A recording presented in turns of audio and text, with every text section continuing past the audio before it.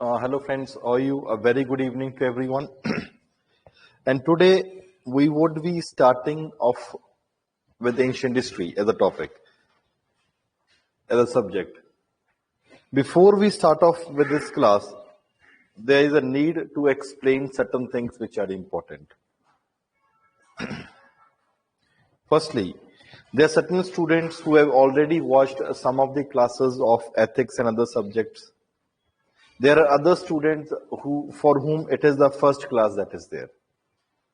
Does not make any difference because अगर आपका ethics हुआ है, ethics is basically a part of the mains paper that you need to cover. And secondly, this is comparatively the pre-com mains that I would be taking up at this point of time. Now, what is important for all the students? A general guidance that I would be giving.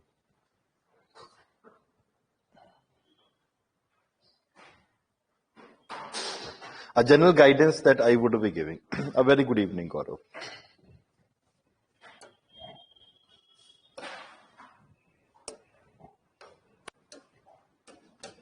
देखो, UPSC में सबसे important चीज होती है management and guidance. अगर आपके पास guidance सही है, the things can be managed with ease.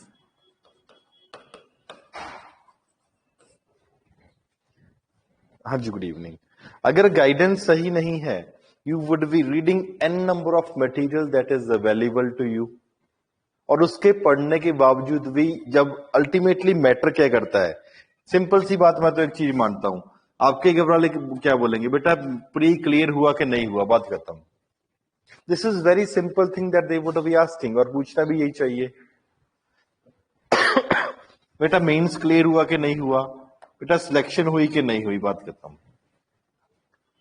Therefore, it is very much important and essential that you stay committed to your target. A common problem, by personal experience I am sharing, is that one of the major reasons जिसकी वजह से student की selection नहीं हो पाती is that human tendency. ऐसा नहीं कि स्टूडेंट के कंटेक्स्ट में कुछ फॉल्ट है, it is a human tendency. The student they try to look for multiple things. For example, geography है, पता नहीं एक हम इन्होंने ये पढ़ाया है, मैं ये भी पढ़ लूं. इकोनॉमिक्स है, इन्होंने ये पढ़ाया है, मैं ये भी पढ़ लूं. पॉलिटी है, इन्होंने ये पढ़ाया है, मैं ये भी पढ़ लूं, etcetera. There is no problem in that, no problem at all, provided there is certain guideline that you follow. For example, cover all these things that we have already been covering, that we would be covering in the upcoming classes. Anju, good evening. जो extra करना है आप definitely कर सकते हैं अगर आपको चाहिए.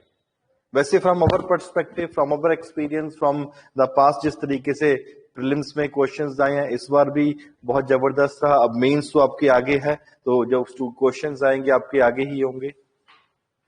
It is very important, it is very essential कि टू द पॉइंट जितना आपको पढ़ाया जा रहा है, चाहे इकोनॉमिक्स है, चाहे एनवायरमेंट है, या फॉर एग्जाम्पल हिस्ट्री है, जितना आपको हम पढ़ा रहे हैं, the first responsibility should basically be कि at least cover those things that has been covered in the class. Normally one problem which the student face, which we also face, and we do not want that you should be into that trap only. होता क्या है, and it happens, it will be happening with you also. तो इसलिए initial phase में ही आपको guide कर देना वो मेरी जिम्मेवारी है, रिस्पॉन्सिबिलिटी है. Normally what happens is when we are teaching history, you would be reading geography. क्यों? Who said? No one said. Out of the consideration. क्यों? YouTube पे इतना कुछ अवेलेबल है यार, वो YouTube पे पढ़ा रहा है तो हम भी यहाँ पे पढ़ लेते हैं YouTube पे भी. आप पढ़ो, provided you cover our aspect that we are covering in class. हम ज्योग्राफी पढ़ा रहे हैं, आप हिस्ट्री पढ़ रहे होगे. हम पॉलिटी पढ़ा रहे हैं, आप इकोनॉमिक्स पढ़ रहे होगे. हम इकोनॉमिक्स पढ़ा रहे हैं, आप एनवायरमेंट पढ़ रहे होगे. हम एनवायरमेंट पढ़ा रहे हैं, आप पॉलिटी पढ़ रहे होगे. It's a very big problem that you will be facing if you fall into this trap. क्यों? बिकॉज ना तो आप इस चीज को कर पाओगे और ना ही आप इस चीज को कर पाओगे. If you have joined at Muluka IAS, so have a proper trust that everything would be covered in a comprehensive manner. आपको उसी चीज को याद करना है. That is what is most important. With our experience that we have been there, I have given interview twice. पिछले 4-5 साल से पढ़ा रहा हूं. The students have got selected. If एक बात जो हमने एनालाइज करी है कि अगर टू द पॉइंट गाइडेंस दी जाए तो आपके लिए कंपैरेटिवली आसान रहेगा, provided you yourself do not make it a difficult process. It's like firstly this is one problem with the students create for themselves. Second problem, तो ये मैं इसलिए बता रहा हूं बिकॉज आपको इस चीज से बचना है. The second problem that is there is, for example, as we would be completing the subjects, जैसे बीच बीच में चलेगा, there would be tests that would be taken. For example, ancient history हुआ, उसका टेस्ट होगा. एंशियंट के बाद ज्योग्राफी शुरू हो जाएगी. फॉर एग्जाम्पल हिस्ट्री के बाद ज्योग्राफी शुरू हो जाएगी. अब जब ज्योग्राफी शुरू हो गई, ज्योग्राफी चल रही होगी, तो हम इस चीज का टेस्ट लेंगे. अब ऐसा नहीं होना चाहिए कि जब ज्योग्राफी पढ़ा रहे हैं आप पूरे का पूरा आपको एंशियंट में कुछ नहीं आ रहा है और फिर आप ज्योग्राफी पढ़ी जा रही है ना एंशियंट पढ़ी जा रही है. ये प्रॉब्लम कब आती है? Normally this problem arises in the point when we were teaching these things in class, you are not paying attention. Therefore, you want to prepare for the test, but test on the compromise of the other subject that is going on. Friends, एक advice रहेगी. The advice would be 2 to 2.5 hours की class हो रही है. आप इस चीज को सेम डे आप लर्न करो.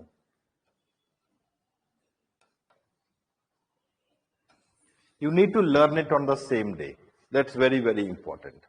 अगर सेम डे लर्न करोगे, पहली बात, you will be comparatively in a better position to understand the notes which we have given. For example, जैसे हम एशियन हिस्ट्री से स्टोन एज से आज स्टार्ट करेंगे. Asian history is covered just 97 pages और पिछले 3 साल से एक भी ऐसा क्वेश्चन नहीं है जब से ये बुक बनी है कि इससे कुछ बाहर से आ गया हो.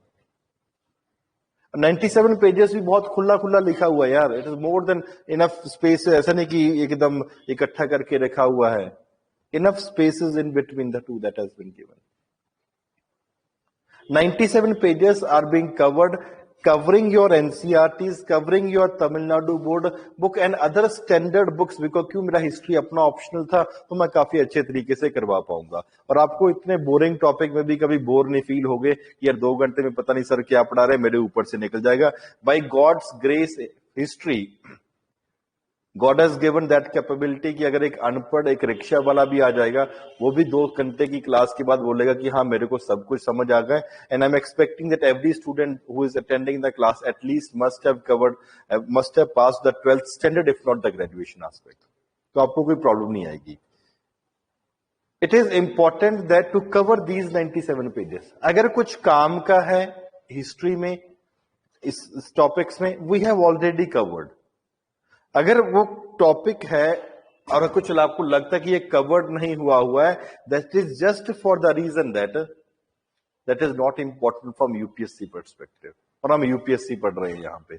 अगर यूपीएससी पर्सपेक्टिव से वो इंपॉर्टेंट नहीं है, जैसे for example when I started teaching, तो कुछ मेडिवल हिस्ट्री पढ़ा रहे थे. स्टूडेंट ही सेड कि sir there is one ruler that we would be doing is Aibak. He laid the foundation of the Delhi Sultanate Empire, etc. He died while playing Chaugan. Example दे रहा हूं आपको, ये वो करेंगे तब अलग बात है.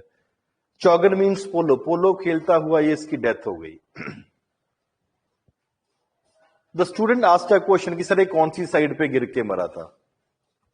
मैंने बोला यार who is going to ask this question? Sir उस किताब में दिया हुआ. मैंने बोला मैं उस स्टेट सर्विस के लिए नहीं पढ़ा रहा हूं, मैं teaching this class from UPSC perspective. It is therefore important that you need to understand this thing. क्या पढ़ना है और उससे भी ज्यादा जरूरी है आपने क्या नहीं पढ़ना है. Second thing, another question which came, for example a student asked sir Gandhi में 3 बुरी 4 बुरी आते थी, 2 तो मेरे को आती है, या 5 बुरी आते थी, 2 तो मेरे को आती है, 3 आप बता दीजिए। मैंने बोला यार मेरे को 2 भी नहीं आती हैं। तो भाई ऐसे क्वेश्चन लाते कहां से हो? Sir it was there in some state services और it was there in certain test series. Friends, I am not responsible for any test series that is there going on in the market. यहां पर भी internet connection सही है? I am audible to everyone? Internet connection सही सब आ रहा है ना सबको? चलो ठीक है, चलो ठीक है भाई, ठीक है, चलो। So friends, make one thing very clear that I am not responsible for any test series that is going on of any other institute. जहां टेस्ट सीरीज जो आपको यूट्यूब पे कहीं पे फ्री पे मिल रही है, मैं उसके लिए नहीं पढ़ा रहा हूं। Neither I am teaching nor I will be teaching it tomorrow. मैं पढ़ा रहा हूं यूपीएससी के लिए। हाँ, अगर पढ़ने के बाद आप यूपीएससी क्वेश्चन सॉल्व नहीं कर पाओगे, 90% क्वेश्चन नहीं सॉल्व कर पाओगे, रेयर एक आधा क्वेश्चन आ जाता है, then I am liable for that. उसके लिए मैं जिम्मेवार हूं। लेकिन जो फालतू के क्वेश्चन अलग अलग टेस्ट सीरीज में यूट्यूब पे, यहां पे ये डाल दिया, उसने ये डाल दिया, I am not liable, because UPSC का एक स्टैंडर्ड है यार। UPSC will never be asking a question below that standard. उस स्टैंडर्ड से कभी भी यूपीएससी नीचे जाके क्वेश्चन नहीं पूछेगी। Therefore it becomes important that you need to understand this limitation, कि जब एग्जाम की तैयारी करनी है आपको पता होना चाहिए आपने क्या नहीं पढ़ना है। यूपीएससी हैज अ स्टैंडर्ड, और स्टैंडर्ड से नीचे जाके कभी भी फालतू क्वेश्चन यूपीएससी नहीं पूछेगी। तो therefore it is important that you stick to the basics that are there, और बेसिक्स को स्टिक करोगे ही तो आपको क्लियर होगा। Second thing, after we are done with these things, that for example हम एंशिएंट करवा रहे हैं, जब मॉडर्न स्टार्ट करते हैं, मेडिवल स्टार्ट करते हैं, उसके बाद then we would be shifting it to the polity. Now how these classes would be conducted?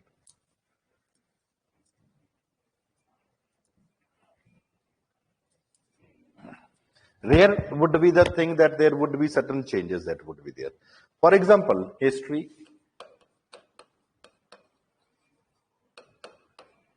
then it would be polity, and I'm expecting that by the time we finish these things, जब से ये खत्म होता है तो offline batches will also be starting, offline start हो जाएंगे। उसके बाद हम क्या करेंगे? देयर वुड बी, क्योंकि ये पूरे का पूरा ऑनलाइन ही होगा, बिकॉज हमें अकॉर्डिंगली वैसे ही एडजस्ट करना पड़ता है, लिमिटेशन हो जाती है ऑनलाइन बैचेस में। उसके बाद for example there would be geography and there would be economics that would be going on simultaneously. और जैसे ही ज्योग्राफी खत्म होता है आपका एनवायरमेंट चलेगा। And current affairs would be starting from December itself. जो करंट अफेयर है, the current affair of 1.5 years would be covered, that will be covered. It is important that you are covering it. Daily analysis, newspaper का analysis सुबह 8 बजे already चल रहा है। NCERT की classes हैं, जो एनसीईआरटी बेस्ड बुक्स पे जो क्लासेस हैं, that is there for example at 7 AM। अभी हिस्ट्री और ज्योग्राफी चल रही है। जो क्लासेस निकल चुकी हैं और जो आगे वाली क्लासेस हैं, ये देखना एक स्टूडेंट की रिस्पॉन्सिबिलिटी है, पहली बात। दूसरी बात, इस एनसीईआरटी के बेसिस के ऊपर क्वेश्चंस भी बने हुए हैं। वो क्वेश्चंस आपको ऐप पे मिलेंगे, मलुका IAS ऐप पे, जैसे आप यहां पे क्लासेस देख रहे हैं, वो क्वेश्चंस को सॉल्व करना भी आपकी जिम्मेवारी है। थर्ड थिंग, जब आपकी पॉलिटी खत्म हो जाएगी, जैसे जैसे पॉलिटी हो रही है, जब आपका पॉलिटी शुरू होगा तो chapter wise, topic wise polity चलेगी आपकी। ऑलरेडी अगर किसी स्टूडेंट की पॉलिटी हो चुकी है या खुद पढ़ चुके हो, तो अगर नहीं पढ़े हो तो भी does not make any difference at all. अगर पॉलिटी नहीं पढ़े हुए हो तो जैसे जैसे आपके टॉपिक वाइज पॉलिटी होती जाएगी, वी आर पॉलिटी की एक बुक है बाय द नेम लक्ष्मीकांत। एक लक्ष्मीकांत एक बुक है जो स्टैटिक पोर्शन कवर करती है। प्लस एक ऐसी बुक भी आती है जो लक्ष्मीकांत के क्वेश्चंस आते हैं, उसी लक्ष्मीकांत की पॉलिटी की बुक के ऊपर बेसिस के ऊपर क्वेश्चन आते हैं। उस क्वेश्चन को अभी presently we are discussing on the YouTube, और जैसे ही आपका पॉलिटी वाला सेक्शन खत्म हो जाएगा आप उसी यूट्यूब वीडियोस को देखिए ताकि आपके प्रैक्टिस क्वेश्चन इनफ हो जाए, ताकि कोई चांस ना हो कि पॉलिटी के क्वेश्चन आपके एटलीस्ट लक्ष्मीकांत की जो आ रहे हैं, और जो हम कंसेप्चुअल पार्ट करेंगे वो तो लक्ष्मीकांत से काफी ज्यादा बियॉन्ड होगा। आई जस्ट वॉन्टेड टू से इस तरीके से आपको साथ में करना पड़ेगा। Then this current affair will be covered for 1.5 years, 1.5 साल का current affair, that would be sufficient. Second thing, अगर जो आप पढ़ रहे हैं, एंड फ्रॉम यूपीएससी पर्सपेक्टिव की बात कर रहा हूं, आगे पीछे की बात नहीं कर रहे हैं, यूपीएससी पर्सपेक्टिव से जो भी आप पढ़ रहे हैं, हाँ हो सकता है कि आज आपको हिस्ट्री पढ़ा रहे हैं, हिस्ट्री आ जाएगी, और दूसरा कोई इंस्टीट्यूट वाला ज्योग्राफी पढ़ा रहा होगा, आपको ज्योग्राफी नहीं आती है। जब हम ज्योग्राफी करवा रहे होंगे वो इकोनॉमिक्स करा रहा होगा, etcetera.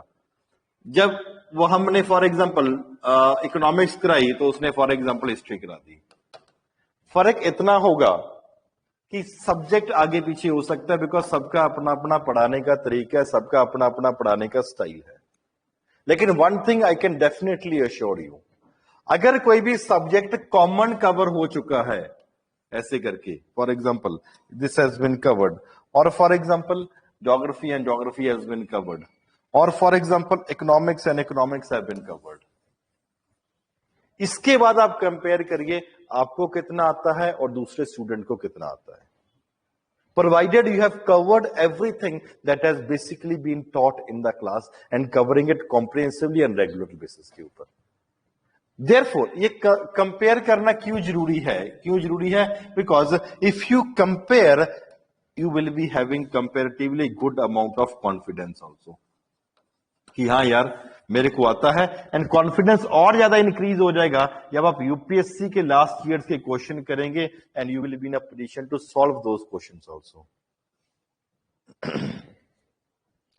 I not needed to personal note, all notes are PDF format that you would be getting, no need for any other notes. ठीक, so this is the confidence that you would be having. Second thing, one very big confusion that is there among the mind of the student, is basically regarding the current affairs. और ये confusion आपकी बढ़ जाएगी because हम तो clearly बताते हैं यार, कोई शर्म मीन्स नॉट नीड, नहीं नोट, बस समझना है, पूरा समझना है। अगर कुछ लिखना हुआ मैं तो लिखवाऊंगा नहीं, दूसरे टीचर अगर कुछ लिखवाएंगे आपको बोलेंगे कि अब लिखो। Current affairs is one very big problem that is there with the student. क्यों? Because on the one hand, newspapers are coming.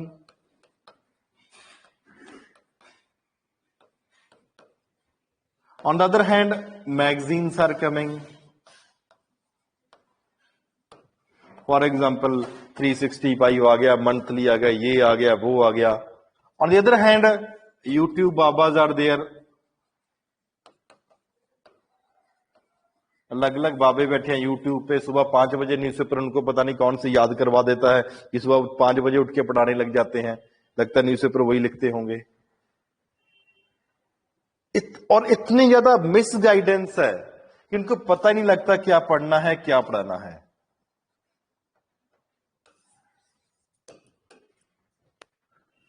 हम भी यूट्यूब पे काफी वीडियोस देखते हैं, लेकिन we see these videos basically from entertainment purpose. या free है तो एंटरटेनमेंट पर्पस के लिए इन वीडियोस को देख लेते हैं। और बेसिकली एक बहुत ही बड़ा ऑनलाइन प्लेटफॉर्म है जहां पे बच्चे पढ़ाते हैं, आपको पता ही है कौन सा है, ठीक है। नॉर्मली वहां पे 99% बच्चे पढ़ाते हैं और 1-2% जो हैं वो वो पढ़ाते हैं जिनको थोड़ा बहुत, हाँ बिल्कुल यही वाला, वहां पे बच्चे पढ़ा रहे हैं। 1 आवर की क्लास है, for 45 to 50 minutes they are entertaining you, for 5 minutes they are reading out the notes, for 10 minutes they are promoting themselves. This is normally what happens. I never compare कि as के हिसाब से आपको knowledge है, लेकिन अगर entertainment करना है तो आप इस चैनल पे जा सकते हैं जो आप टाइप किया हुआ है। हाँ, यूट्यूब पे देखनी पड़ेगी गौरव आपको, उसी का पार्ट है। तो अगर एंटरटेनमेंट इट इज, वो उनका पर्पस क्या है कि यूट्यूब है मतलब एंटरटेनमेंट, टीचर नहीं चाहिए उनको, एंटरटेनमेंट वाला बंदा चाहिए, एक ड्रामेबाज बैठ के वहां पे ड्रामे कर रहा हो। That is what they need, that is not what is being needed to prepare for UPSC. UPSC एक डिफरेंट बॉल गेम है। You need to have an experience yourself. वो कहते हैं बीन देयर डन दैट। अगर आपको जब तक ये नहीं पता कि खुद मेंस में क्या लिखा है, इंटरव्यू कैसे होती है, क्या प्रिपेयर करना है, तो कैसे बताओगे यार। इट्स नॉट दैट कि चलो ठीक है जिसका दिल करे ठीक है फ्री प्लेटफॉर्म पे पढ़ा ले भाई, भाई वो तो पढ़ा रहा है उसको तो पैसे मिल रहे, कैरियर तो आपका बर्बाद कर रहे हैं ना। It is important. An number of times I give the example, मैं बहुत बार एक चीज का एग्जाम्पल भी देता हूं और क्या कहता हूं। फॉर एग्जाम्पल, आप जब आप अपना फोन खरीदते हो, when you purchase your phone you are very conscious। आपके पास आईफोन है, आपके पास सैमसंग है, आपके पास जो भी फोन है एक्सेट्रा का, आपको लगता है यार लोगों को मेरे हाथ में फोन होगा तो अच्छा लगना चाहिए। when you are purchasing your clothes you have to feel comfortable कि लोग, मैं अच्छा देखूं लोगों को, majority of the people we think ये अच्छा लगना चाहिए यार। लेकिन जब आपके कैरियर की बात आती है, देख कम कॉम्प्रोमाइज क्यों, आप कैरियर अपना फ्री में बनाना चाह रहे हो, क्यों भाई। जब फोन खरीदना है यू आर कॉन्शियस, जब शर्ट खरीदनी है यू आर कॉन्शियस, और जब पूरे कैरियर की बात आती है तो फ्री वाला सामान ले लो, तो फ्री वाला भी फिर वैसे ही मिलेगा। UPSC has to be cracked in 1 year और maximum in a span of 2 year. और आप क्या बोलते हो इसको, पंचवर्षीय योजना, 5 ईयर प्लानिंग कर देते हो, उसमें भी कुछ लोगों का निकल जाता है और बहुत सारे लोग तो चलो ठीक है ऐसे ही है। Therefore, it becomes very, very important. It becomes very, very essential to understand these things. UPSC is not a child's game. जो आपने किसी स्कूल में पढ़ना था तो स्कूल में पढ़ना था तो घर वालों ने 100 चीज देख के लगाया था कि मेरा बच्चा कोई अच्छे स्कूल में पढ़े। कितने लोग हैं आप में से जो सरकारी स्कूल में पढ़े हुए हैं? How many of you have read in a government school? है कोई ऐसा? One is Gaurav, one is Monica. Others?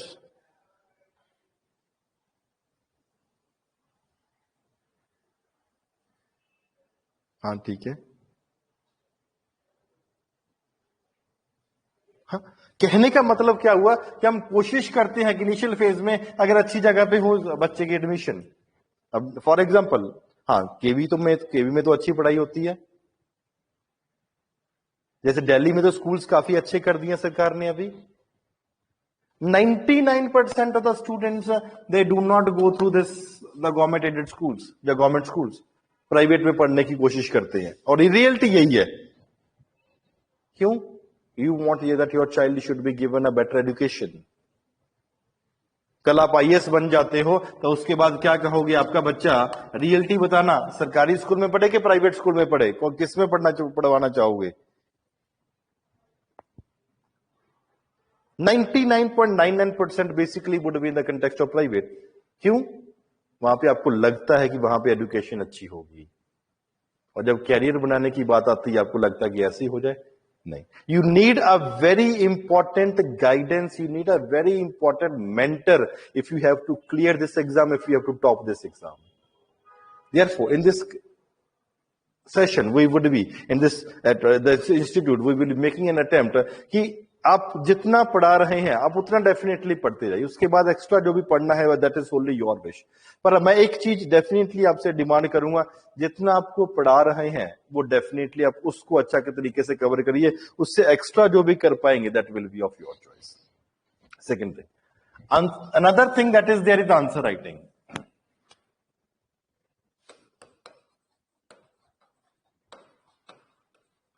Answer writing classes are already going on. अभी हफ्ते में 3 दिन है, 15 दिसंबर तक, 14 दिसंबर तक चलेगा। उसके बाद दोबारा से हम स्टार्ट करेंगे 5 या 4 जनवरी से लेके वो 26 फरवरी तक चलेगा। वो हफ्ते में 2 दिन क्लासेस होगी। If you want to do answer writing right now you can do it, later on also after your prelims also we would be doing it. Pre के बाद भी आपको करवाया जाएगा। क्वेश्चंस डिफरेंट होंगे। आंसर राइटिंग 10 क्वेश्चंस कवर करवा रहे हैं, उसमें से 2 क्वेश्चन लिखो, 3 क्वेश्चन लिखो, 1 क्वेश्चन लिखो, 5 क्वेश्चन लिखो, जितने लिख आते हैं उतने लिखो, नहीं आते हैं छोड़ दो, कोई इशू नहीं है, but do attend that discussion, that is very very important. Discussion miss नहीं करनी आंसर राइटिंग की, और उसके बाद जब डिस्कशन के बाद आंसर्स अपलोड होंगे उस आंसर्स को भी आपने पढ़ना है। That is your responsibility, that की कोई क्लास मिस ना हो और आप अच्छे तरीके से उसको करें। तो अटेम्प्ट वुड बी, जैसे जैसे पढ़ा रहे हैं आपका टेस्ट लेंगे, और उसके बाद जो आपको पढ़ाया है we expect that you should be knowing those things. इसके कंसिडरेशन में अभी हम जो स्टार्ट करेंगे that is basically the stone age, the topic that we would be starting it right now. Before the start any student want to ask anything? कुछ आप पूछना चाहते हो?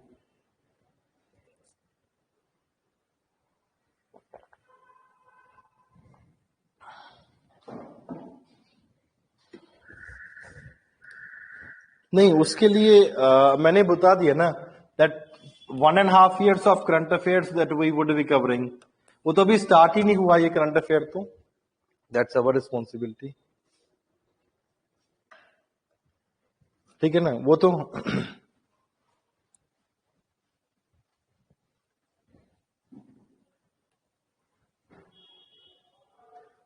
हाँ, 1 by 1 एक पहले पूछा था करंट अफेयर वाला, वो ठीक है, कोई डाउट नहीं है। 1.5 साल का भी वो तो शुरू ही नहीं हुआ है करवाना। रिवीजन की, हाँ, जैसे जैसे आप इशिता आपको पढ़ा रहे हैं वैसे वैसे आप करते जाइए, वो कोई प्रॉब्लम नहीं आएगी।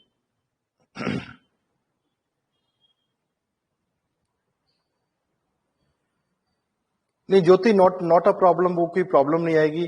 आपका एथिक्स मिस हुआ होगा ना, क्योंकि लास्ट मंथ में एथिक्स चल रहा था, पिछले मंथ में। हाँ, कोई इशू नहीं है। अब वो एथिक्स आप छोड़ दीजिए, do not come back to ethics. जब दोबारा से एथिक्स होगा तो प्री के बाद आप उस टाइम पे कवर कर लीजिए, ठीक है। Can you make us available the schedule of all the classes? हाँ मोहित, वही आपको शेड्यूल ही तो बताया था। अभी फॉर एग्जाम्पल एंशिएंट डेज चलेगी, modern will be there, polity would be covered, एक एक क्लास ऐसे चलेगी। व्हेन ये कंप्लीट होगा ये शुरू होगा, ये कंप्लीट खत्म होगा उसके बाद ये शुरू पॉलिटी होगा।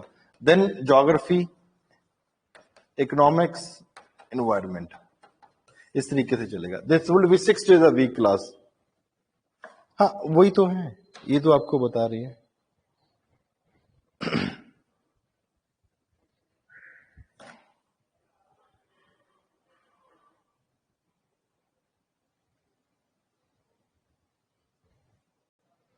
गौरव, दैट्स नॉट अ प्रॉब्लम कि आप डेली ही जो भी आप, अगर आप लाइव क्लास 4:30 तो आपका कॉलेज भी, जो अभी ऑनलाइन क्लासेस चल रही होगी, अगर कॉलेज अलाउड तो नहीं होगा तो उसी हिसाब से आप क्लास, तब you can watch the classes. वैसे भी इवनिंग क्लासेस होगी तो आप देख सकते हो, कोई प्रॉब्लम नहीं आएगी। नहीं वो अरविंद देखो, इतना तो बहुत ज्यादा मुश्किल हो जाएगा ना, हर टॉपिक सब टॉपिक का लिस्ट बनाना। वो तो जैसे टॉपिक बाय टॉपिक आपका वो करवाते जाएंगे, वो कोई प्रॉब्लम नहीं है। अब ऐसे कि इस दिन पे ये कवर होगा, इस दिन में सेकंड डे ये बहुत मुश्किल हो जाएगा यार। तो वो जो आप सब कुछ शुरू से ही कर रहे हैं तो that's our responsibility to cover the topic, तो कोई वो जरूरत नहीं पड़ेगी आपको। चलो, what is the time table? Time table तो यही रहेगा ना, 6 days अ वीक क्लास। नहीं, वो जो पुराने स्टूडेंट है जिनका एथिक्स अभी चल रहा है वो तो 2 to 4:30 है, और ये 4:30 to अप्रोक्सीमेटली 6:30 है क्लासेस। हाँ सौरभ, वो तो पहले से आपको सबको बताया हुआ है ना, वो तो हमने खुद ही ऑप्शन दिया हुआ है कि आप कर लोगे।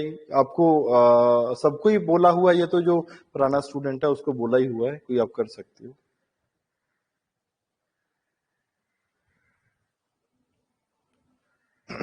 अभी सौरभ ठीक है?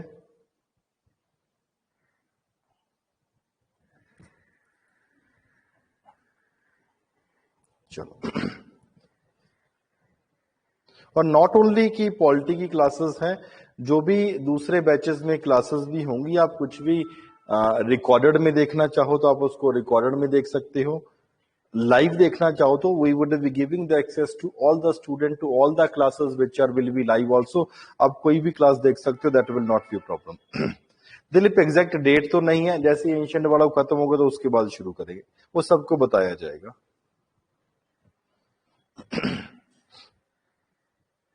चलो स्टार्ट करते हैं.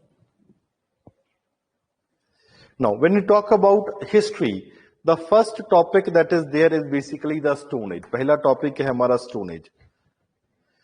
Stone Age में 3 पार्ट आते हैं. पैलियोलिथिक,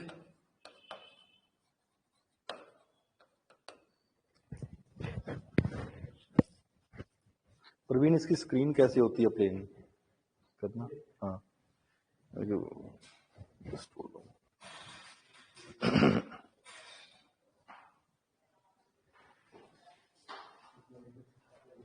ये हटा दो, बाद में पढ़ाऊंगा, पहले प्लेन चाहिए मेरे को. हाँ,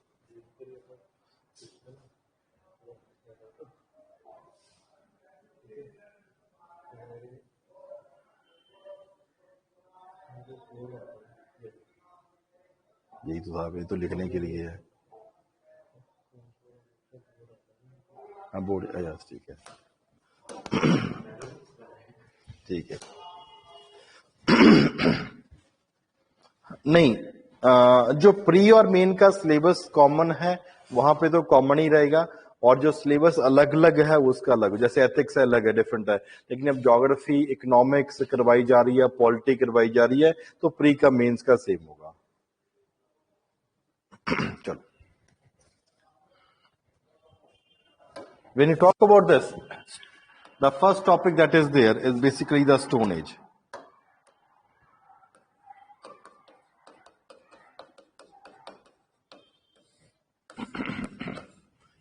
कुछ लिखने की जरूरत नहीं है, बस आपकी रिस्पॉन्सिबिलिटी है इसको अच्छे तरीके से समझो. ठीक है, everything is being given in the notes, बस समझना जरूरी है. स्टोन एज की बात करते हैं. It is divided into 3, that is Palaeolithic,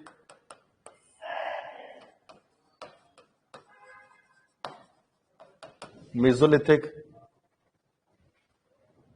and Neolithic.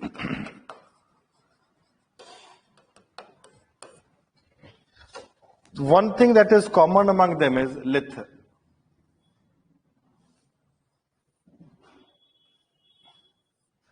The word lith means stone. The stone that is basically being used. उसके आगे 3 डिवीजन है. पैल्यू नॉर्मली मीन्स पुराना, मीजो मीन्स जो मिडल वाला है,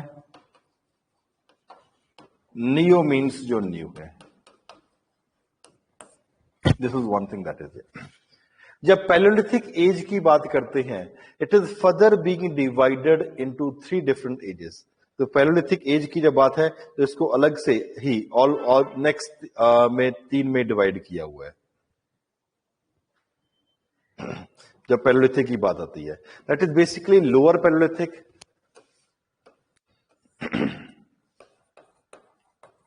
Palaeolithic age, middle Paleolithic age and upper Paleolithic age. It is basically being divided into these 3 ages that has been there. जब lower Paleolithic age की बात आती है, एक समझने के लिए है, the time period is basically 10 lakh BC to 1 lakh BC. नॉर्मली 2 शब्द इनिशियल फेज में आपको पढ़ाएंगे हम, that is BC before Christ and anno domini जो after death.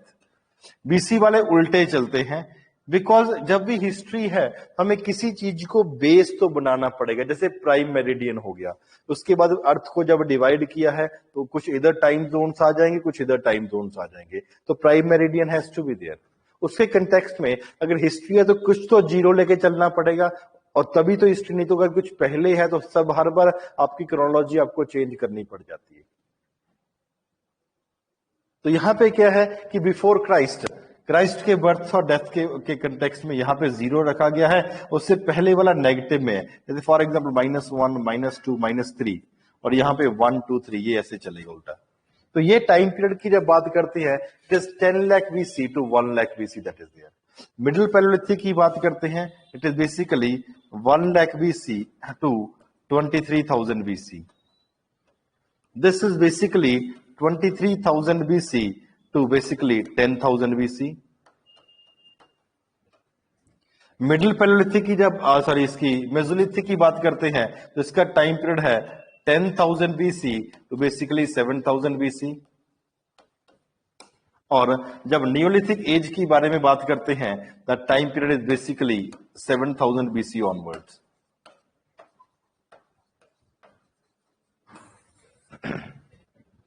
Normally this is the division that we basically see, ये कैसे कैसे करके चल रहा. Stone age, Palaeolithic age, Mesolithic age और नियोलिथिक एज, तीन अलग अलग एजेस ने डिवाइड किया हुआ है. पैलियोलिथिक को लोअर पैलियोलिथिक में डिवाइड किया है, मिडिल पैलियोलिथिक में किया है और अपर में. इस then it is Mesolithic and then it is the Neolithic age that has been there.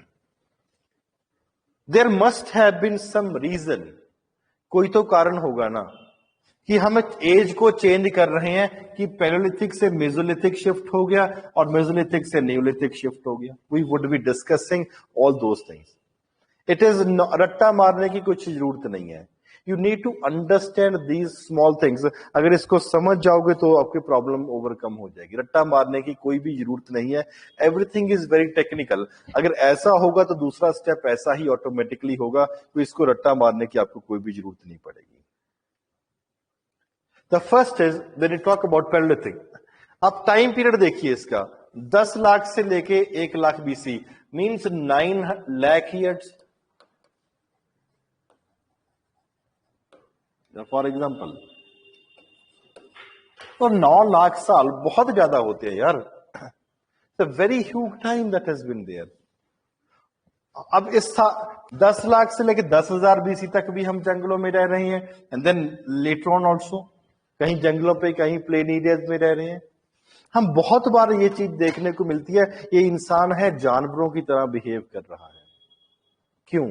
Because इंसान भी तो एक इवॉल्व जानवर ही तो है.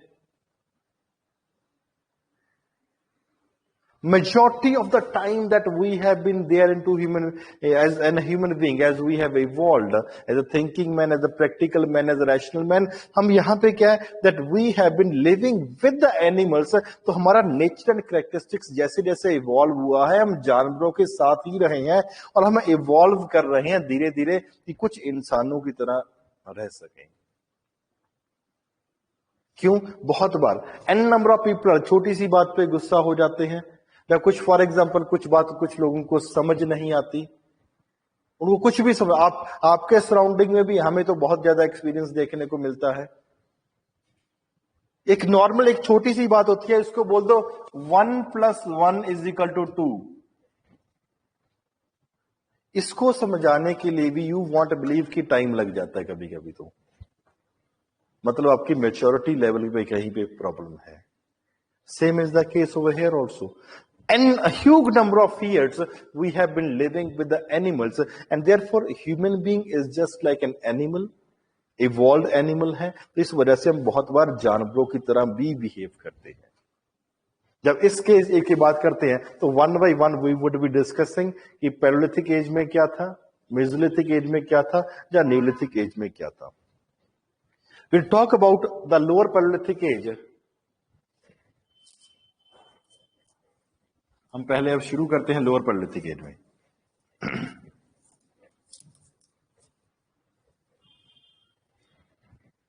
It was basically the time period 10 lakh से लेके 1 लाख BC तक की बात करते हैं. This was a phase, lower Palaeolithic की बात हो रही है.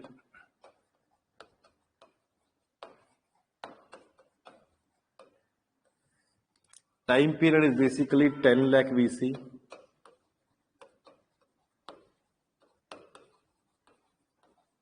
to 1 lakh BC. This was a time period that represented the last phase of the Great Ice Age. जो last phase of the Great Ice Age था उसको represent करता. Referred to as, geologically referred to as Pleistocene period.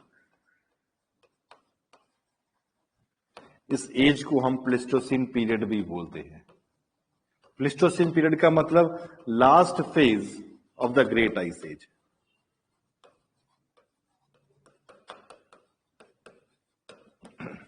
इसके बाद comparatively बर्फ पिघलने लगी, another development started taking place. जब last phase of the great ice age है, आप कुछ दो चार चीज अज्यूम करके देखो। बर्फ बहुत ज्यादा होगी, ठंड बहुत ज्यादा होगी।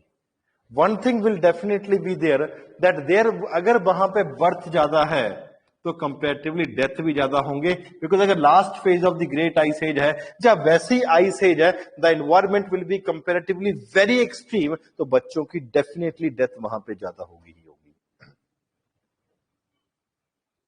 With the passage of time 9 lakh years is comparatively a very big time period.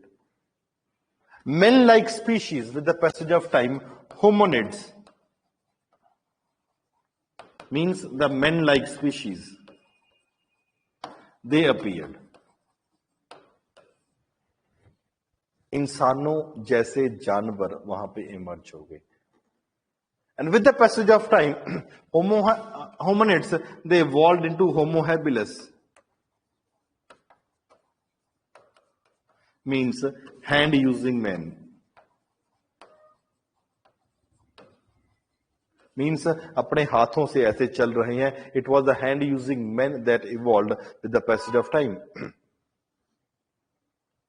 And with क्योंकि 9 लाख साल है, बहुत ही लंबा टाइम पीरियड है, with the passage of time कि हम हाथ यूज कर रहे थे, we started the position started getting erect, सीधा खड़े होने के आधार पे हम आगे। From Homo habilis we evolved into Homo erectus.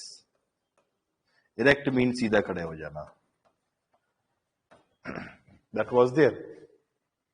men with fully erect posture।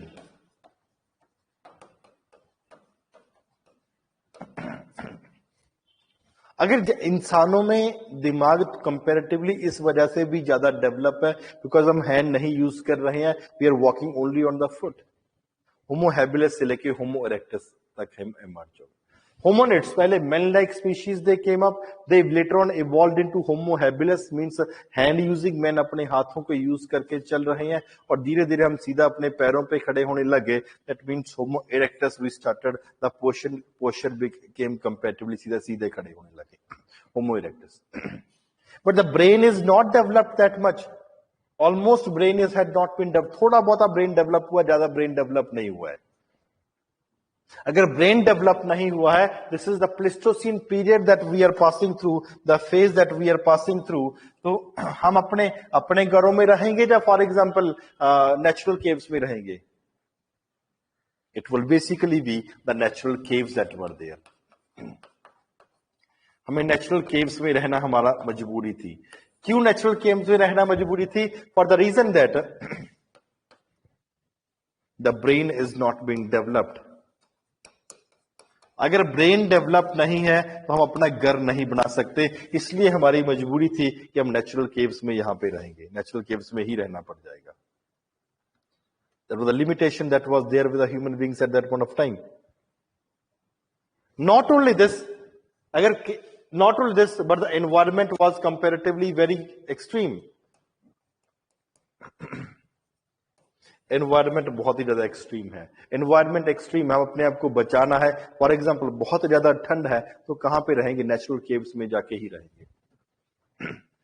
The animals were comparatively wild. अगर अपना दिमाग नहीं है तो वाइल्ड एनिमल्स से बचने के लिए भी हमें नेचुरल केव्स की जरूरत है। क्यों? बिकॉज हम अपने घर अभी नहीं बना सकते हैं। The brain has not been developed at that point of time. क्यों? limitations है। All these limitations were there at that point of time.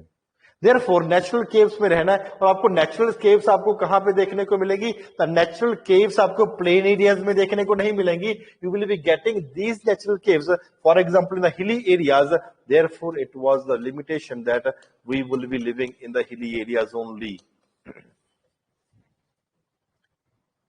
आप हिली एरियाज में ही रह सकते हो। क्यों? प्लेन एरियाज में आपको पहाड़ ही नहीं मिलेंगे, पहाड़ नहीं मिलेंगे तो आपको केव्स नहीं मिलेंगी। हिली एरियाज में रहना आपकी मजबूरी थी। क्यों? Because hills are there. Hilly areas में रहने की मजबूरी इसलिए भी थी because you will getting with a rock over there, और आप सिंपल भाषा में समझ सकते हो कि आपको वहां पे स्टोन भी मिल जाएगा। क्यों? इसी स्टोन से मार के को यूज करके आप एनिमल्स को मार सकते हो। Because the human being at that point of time was living on the activity that is hunting, किसी एनिमल को मारा और खा लिया, या for example the food gathering that was basically the major activity that the human being were involved into। उस time पे कोई एग्रीकल्चर या कोई और एक्टिविटी इवॉल्व नहीं हुई थी। तो क्या मजबूरी थी? स्टोन कहां पे मिलेगा? हिली एरियाज में ही मिलेगा आपको। फॉर एग्जाम्पल यहां पे कुछ एनिमल है, ऊपर चढ़ रहा है, यहां से पत्थर मारा और इसको मार दिया। जब आप पत्थर, फॉर एग्जाम्पल नेचुरल आपको ज्योग्राफी वाले पोर्शन में भी करवाया जाएगा, जब पत्थर टूटता है तो उसको कोई साइज नहीं होता particular. For example it can be of this size, ऐसे भी टूटा हो सकता है पत्थर, कैसे भी टूट सकता है। लेकिन ये वाला हिस्सा जो होता है, आउटर वाला हिस्सा होता है, वो कंपैरेटिवली वीक होता है, ये वाला हिस्सा। और राउंड है तो सीधा जाके ऐसे ऐसे भी हो सकता है, ऐसे लग जाए, सीधा जाके एनिमल के ऊपर नहीं लगेगा। तो क्या करते थे, वो अंदर वाला जो स्ट्रॉन्ग हिस्सा होता था उसको रख लेते थे, और बाहर वाले जो कोने होते थे, एंगल्स होते थे, उसको तोड़ देते थे। तो अंदर वाला इसको क्या बोलते हैं? कोर। क्या बोलते हैं इसको? कोर। बाद में ज्योग्राफी में भी आपको पढ़ते हैं, अर्थ को डिवाइड किया जाएगा, कोर, मेंटल और क्रस्ट में डिवाइड किया जाएगा। हमारे कहने का मतलब कि अंदर वाले हिस्से को कोर है। Therefore one thing very important, the tools were made of the technique were of the basis of the technique of core that was used. Means कि अंदर वाला स्ट्रॉन्ग हिस्सा रख लिया और बाहर वाला हमने तोड़ दिया। Technique of core was basically being used eight that point of time. Any problem till now? समझ आ रहा है सब कुछ?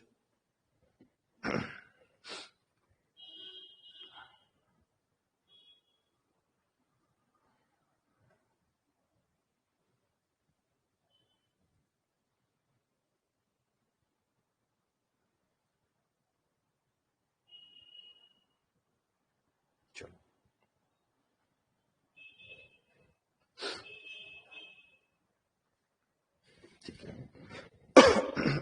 it was the technique of core that was used for making the tools। Hand axe कुल्हाड़ी हो सकती है, cleaver कुछ ऐसा थोड़ा सा डंडा सा हो सकता है ऐसे मारने के लिए, चॉपर चॉपिंग मींस ऊपर वाला हिस्सा तोड़ देना।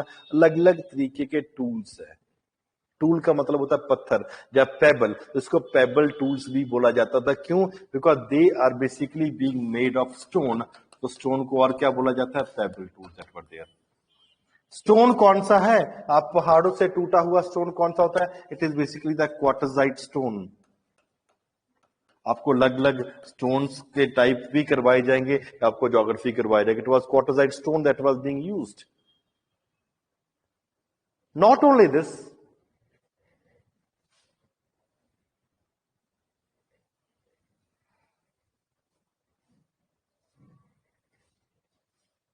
not only this, but the stone that was used was quartzite stone, and the animals, they were also killing the animals। इनकी मजबूरी थी कि वो हिली एरियाज में रहेंगे। One reason that we have done कि हिली एरियाज में रहने का रीजन क्या था? Because they needed the stone to kill the animals, because their activity, खाना पीना क्या था? That was based upon hunting and food gathering, which was essential at that point of time. Second thing, मजबूरी थी कि वो डेंस जंगल में नहीं जा सकते। क्यों नहीं जा सकते? Just for the reason that अगर डेंस जंगल में जाएंगे तो in the very dense jungles, for example Ganga Yamuna में जाएंगे तो वहां पे क्या होगा? Animals that would be found in the dense jungle will be comparatively very wild, और इनको मारने के लिए वो उठा के अपना बड़ा सा पत्थर नहीं जा सकते, इसलिए वो therefore they can not be in a position to moving into the dense areas. Just for this reason, you will not be finding even a single site in the lower Paleolithic period in the Ganga Yamuna Doab region। There in the Ganga Yamuna Doab region में आपको एक भी site lower palaeolithic की नहीं देखने को मिली। क्यों? The jungle was comparatively dense, the wild animals were there at that point of time. We can not compete, the human beings cannot compete with the wild animals at that point of time। therefore it was a limitation that we cannot move away from the areas जहां पे पहाड़ नहीं है। क्यों? Because the environment was very extreme and therefore we needed the natural caves to stay. Natural caves were not available in the open areas. Not only this, that we needed the stone, animals could be wild, we also needed to stay in the hilly areas for the reason that the hilly areas में the availability of the water was very easily made. पानी भी आपको आसानी से मिल जाएगा. अगर पानी आपको आसानी से मिल जाएगा, therefore it comparatively become possible to stay over there, to protect themselves. Water was available, stone was available, animals were available, which those animals could be killed. The fruit-bearing plants were available, which they could eat. Therefore, it was a limitation that कि brain अभी limited amount ही develop हुआ है, ज़्यादा develop नहीं हुआ. In the last phase of the lower Paleolithic period, आपको थोड़े बहुत habitations देखने को मिलते हैं. Basically, beam bed का एक जगह है, जहाँ पे caves काफी ज़्यादा पाई गई हैं. And those caves are basically थोड़ा बहुत ऐसा इंडिकेशन मिलता है कि हैबिटेशन है वो नेचुरल केव्स नहीं है, मैन मेड है. मैन मेड केव्स आप तभी बना सकते हो अगर आपका थोड़ा बहुत माइंड डेवलप हुआ है. And in these caves, for example Bhimbetka caves हो गया, फॉर एग्जांपल मिर्जापुर में बाद में जाके देखेंगे, आदमगढ़ में हम बाद में जाके देखेंगे, वहां पे नेचुरल केव के साथ आर्टिफिशियल केव्स या रेजिडेंसेस भी आपको देखने को मिलेंगे. Not only this, भीमबेटका जो मध्य प्रदेश में है,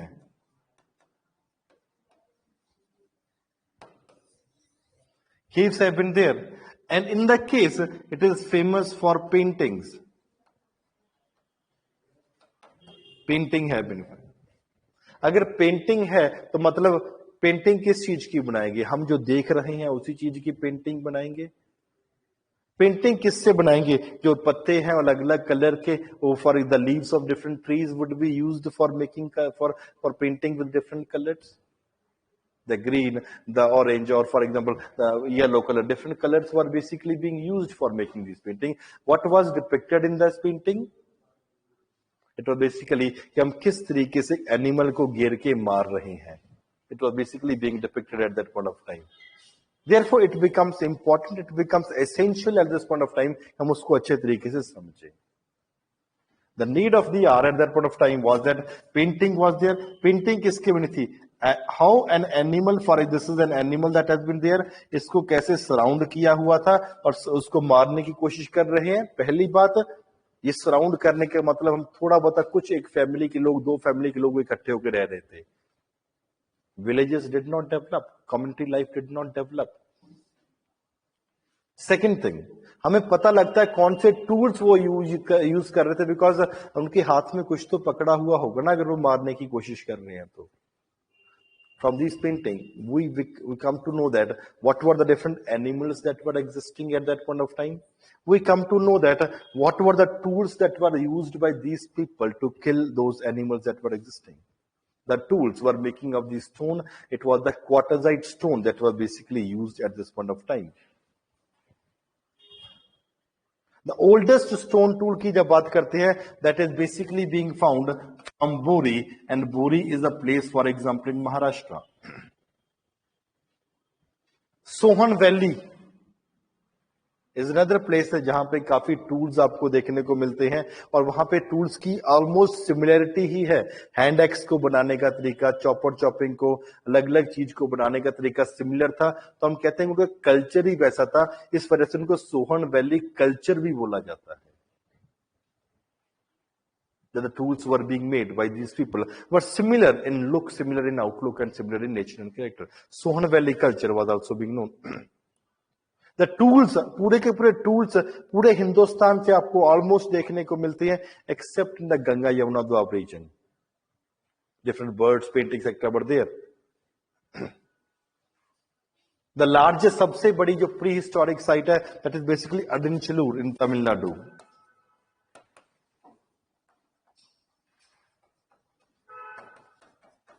That is the largest prehistoric site that has been found in Tamil Nadu. Very important site of Madras region is basically Atirampakkam. Atirampakkam.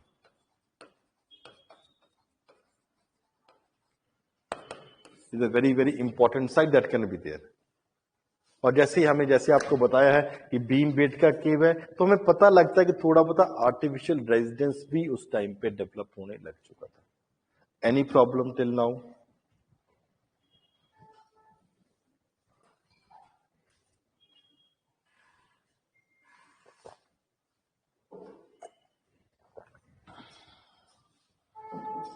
अच्छा, जो आपको नोट्स मिले हुए हैं उसमें से लोअर पैलियोलिथिक पीरियड वाला एक बार पढ़ो, फिर आगे मूव करते हैं।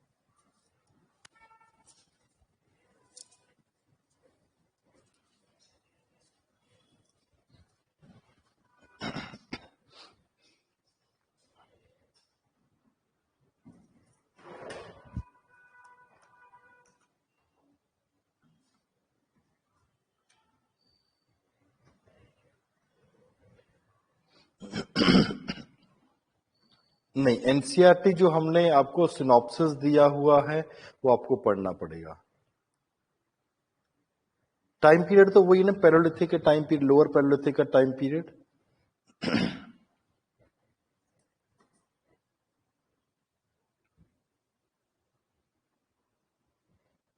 जो एनसीईआरटी बेसिस है वो आपको टेस्ट भी है, प्रैक्टिस क्वेश्चंस भी दे रहे हैं, वो आपको करना होगा।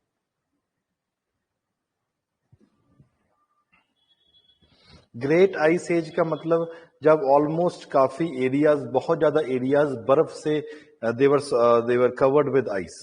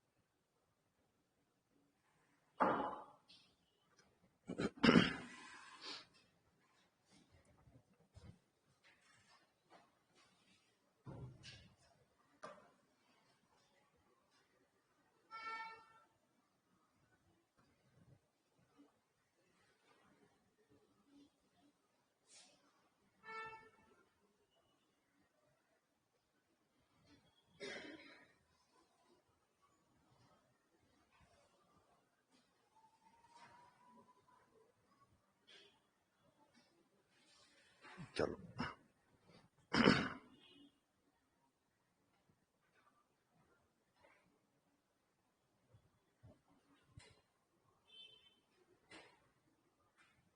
the next thing that is there is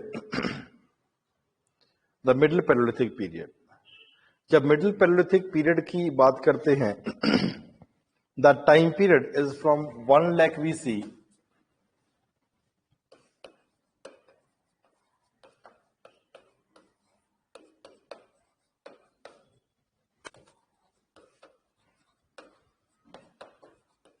to 23,000 BC। जब ह्यूमन एवोल्यूशन की हम बात करते हैं, we have already reached a stage of Homo erectus in the early period.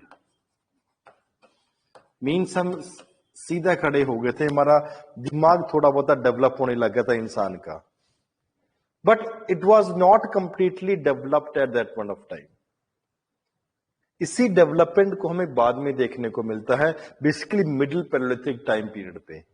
when the Homo erectus stage has already been reached, and now we reach the stage of Homo sapien archaic.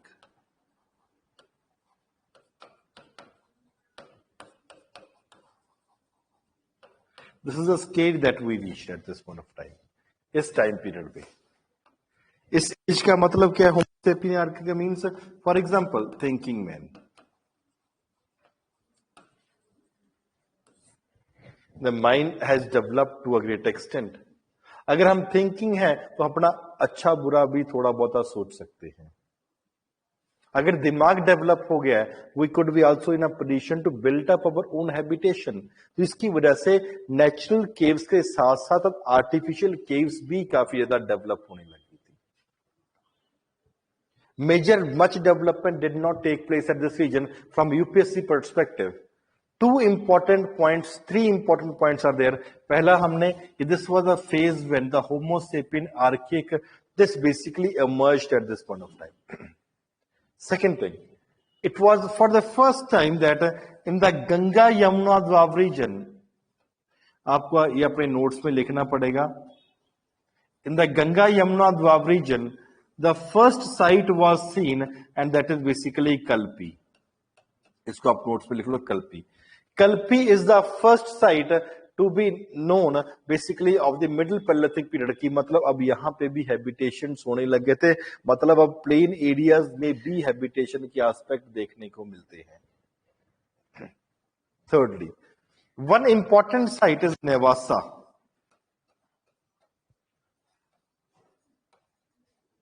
Given in the notes. Basically, it is site in Maharashtra.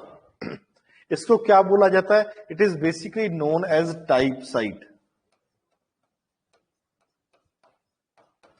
Type site शब्द का मतलब है वो site है जहां पे आपको इस टाइम पीरियड के पूरे फीचर्स आपको देखने को मिलते हैं. No forest was so dense.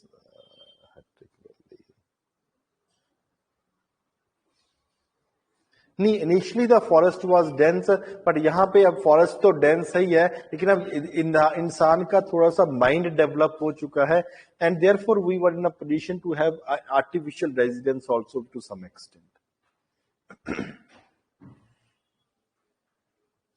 हाँ, इनिशियल फेज में क्यों देखने को नहीं मिलता? बिकॉज पहली बात तो क्लाइमेट बहुत एक्सट्रीम है. क्लाइमेट एक्सट्रीम बहुत ही ज्यादा है, जिसकी वजह से प्रॉब्लम है कि हमें आर्टिफिशियल रेजिडेंसेस की जरूरत पड़ेगी. अभी ठीक है भरत? और प्लेन एरियाज में आपको, जैसे सौरभ ने बताया है, वहां पे आपको कोई भी आर्टिफिशियल वहां पे आपको कोई भी हिली एरियाज नहीं देखने को मिलते. Is it fine now? चलो, these are the only 3 points that you need to know of this middle Paleolithic period. इससे ज्यादा आपको और जरूरत नहीं पड़ेगी. The next thing that is there is जो हम मूव कर रहे हैं basically in the context of the upper Paleolithic time period. The human being further reached an evolved stage. यहाँ पे हम थोड़ा सा और ज्यादा इवॉल्व हो गए.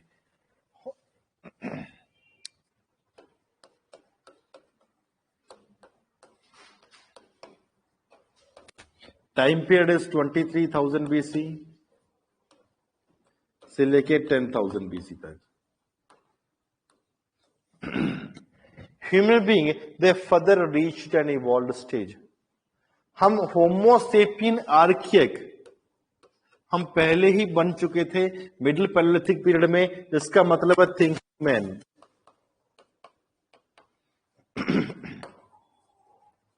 हम होमो सेपियन आर्किक से इस टाइम पे होमो सेपियंस इमर्ज हो गए. That is basically a rational man, which means for example the modern man. एक ऐसा इंसान जो पूरा गणित को अच्छे तरीके से समझता है. In the first evidence of this has basically being found in the Narmada valley.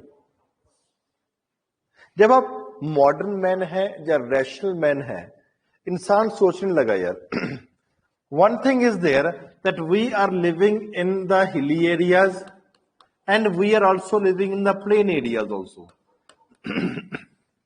हिली एरियाज में तो काफी आसान है to collect the tools because there is a marble or there is a rock that is available जिससे हम tools बना सकते हैं. लेकिन plain areas में tools कैसे बनाएंगे?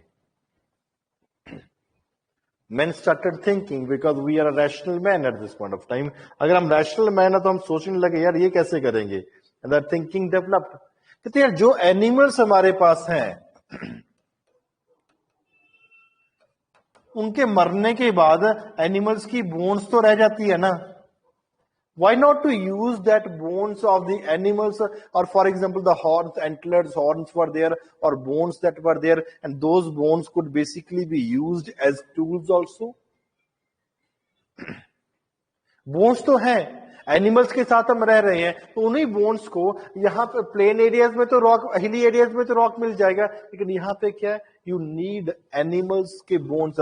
अगर आप पत्थर नहीं उठा के ला सकते बहुत दूर से, वेरी मच कॉमन कि इतनी दूर पत्थर उठा के नहीं लेके जा सकते, but on the other hand the bones could be used and that is what is called a rational man.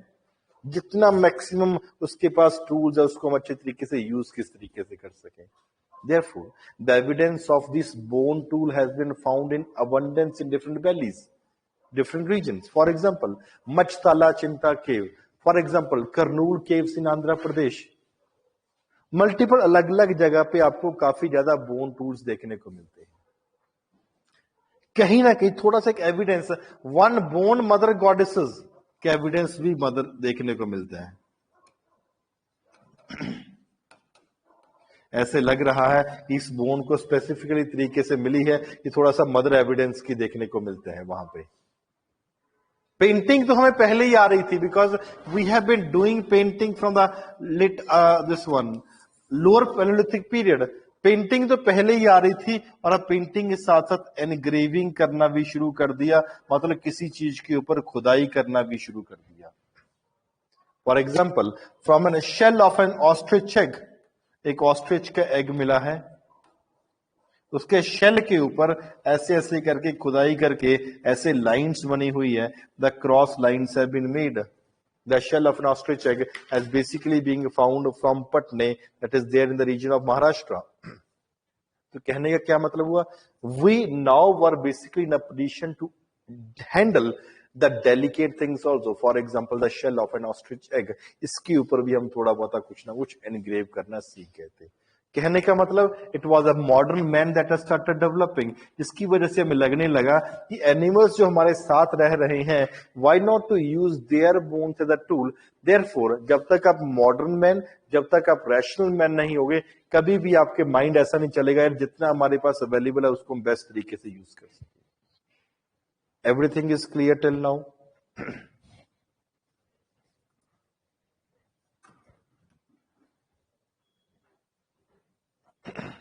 एक बार रिवाइज करो जितना करवाया है, फिर अब मेसोलिथिक एज पे मूव करेंगे.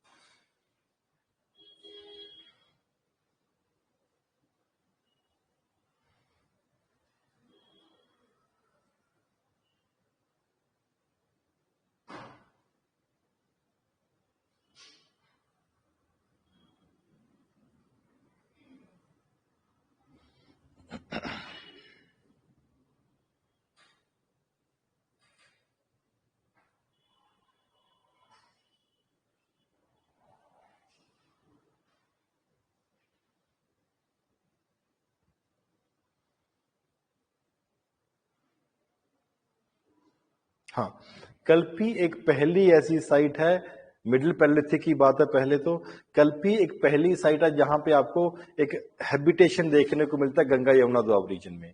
गंगा यमुना दोआब रीजन में अगर कोई साइट है यहाँ पे कुछ एविडेंस देखने को मिलते हैं पहले बार, तो वो कल्पी में है. अभी ठीक है.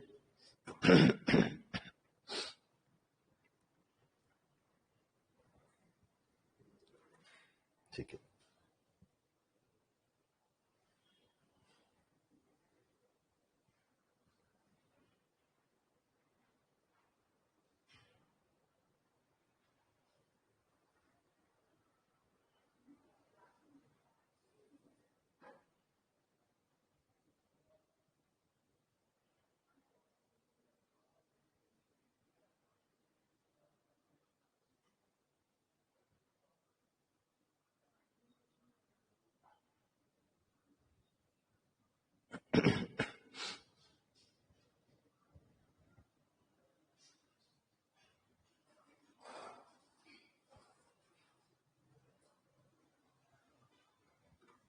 चलो आगे मूव करते हैं।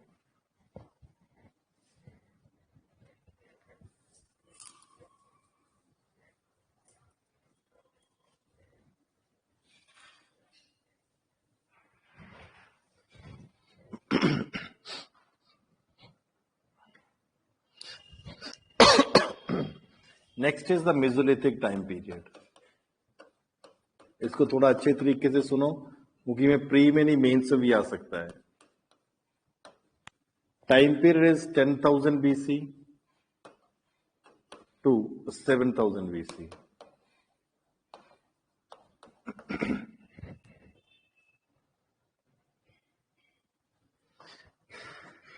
It was basically a time period, जब इसकी बात करते हैं, basically a time period when the Pleistocene age ended and a Holocene age began. एक ऐसा टाइम पीरियड है जो प्लेस्टोसीन पीरियड तो पहले चल रहा था, प्लेस्टोसीन एज ये खत्म हो गई और इसकी जगह पे होलोसीन एज शुरू हो गई।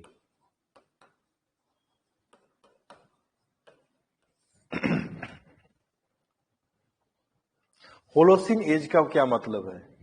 It is an age that is basically characterized by the blowing of the fast and hot dry winds. इस एज का क्या मतलब है? Blowing of fast, hot, dry winds. The fast and the hot, dry winds, they started blowing at this point of time. जब हम palaeolithic से Mesolithic shift करेंगे, Mesolithic से नियोलिथिक शिफ्ट करेंगे, कुछ तो करेक्टरिस्टिक फीचर चेंज होगा ना, तभी तो शिफ्ट करेंगे। यहां पे क्या कैरेक्टरिस्टिक फीचर था? That the age change, the blowing of the fast and hot dry wind started taking place, जिसकी वजह से टेम्परेचर कंपैरेटिवली बढ़ गया। और जब टेम्परेचर कंपैरेटिवली पहले के कंपैरिजन में बढ़ जाएगा, उससे क्या होगा? एक्सट्रीम क्लाइमेट नहीं होगा। अगर क्लाइमेट की एक्सट्रीम कंपैरेटिवली, अगर आपको एक्सट्रीम क्लाइमेट नहीं होगा, then the number of death of the children will comparatively be less. अगर डेथ कंपैरेटिवली कम हो जाएगी, automatically the population will be increasing at this point of time. पहली बात, डेथ कम हो रही है, पॉपुलेशन ऑटोमेटिकली इंक्रीज हो जाएगी। दूसरी बात, two important developments will start taking place जब ये फिनोमिनन डेवलप हो रहा है। तो फॉर एग्जाम्पल,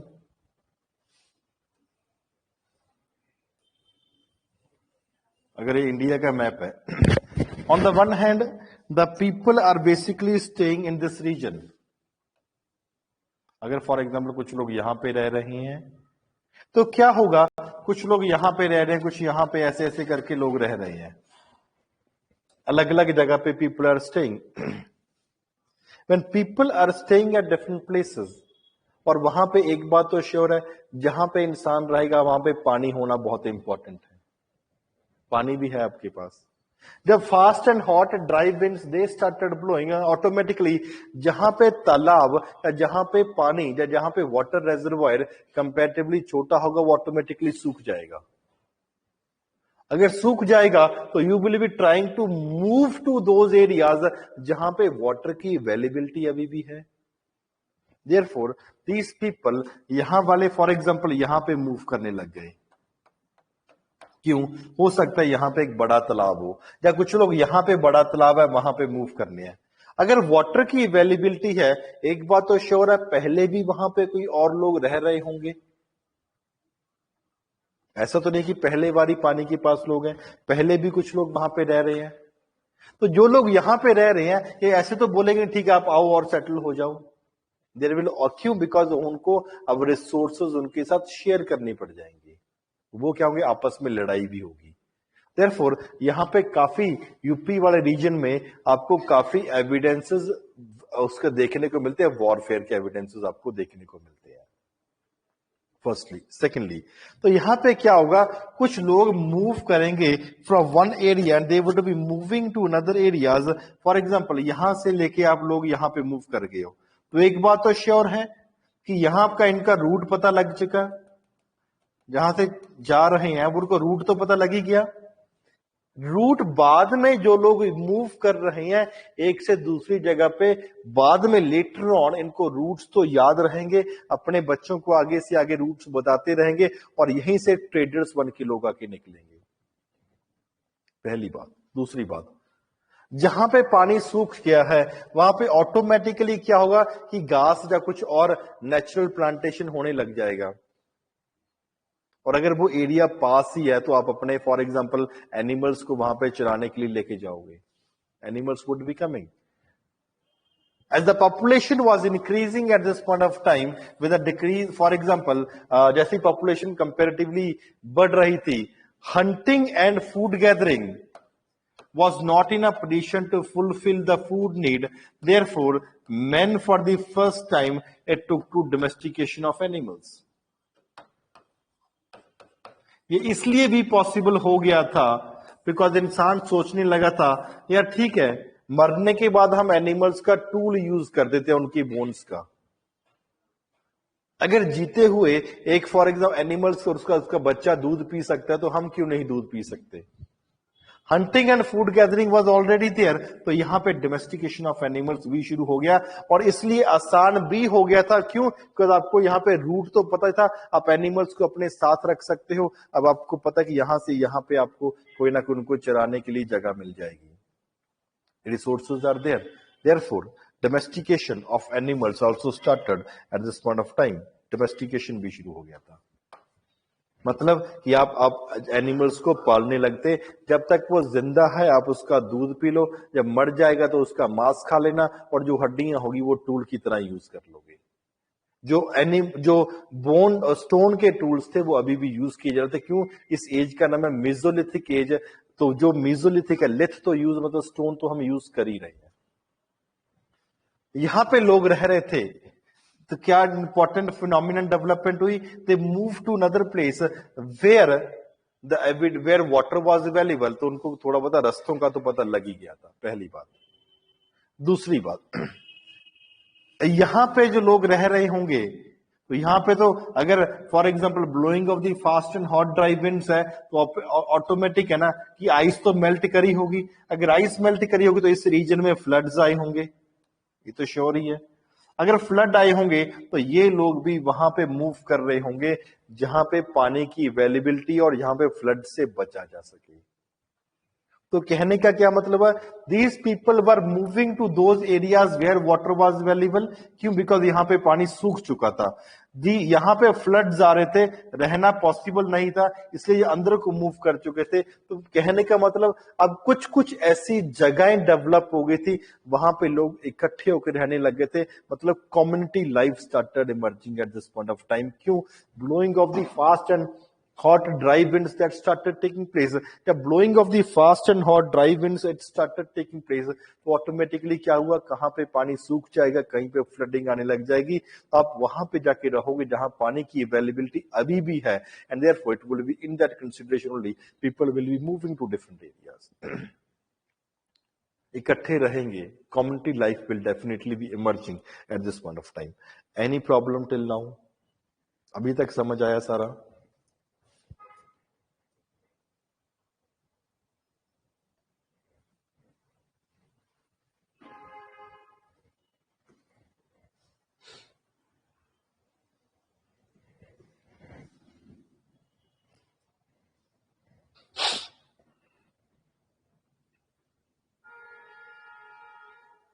चलो,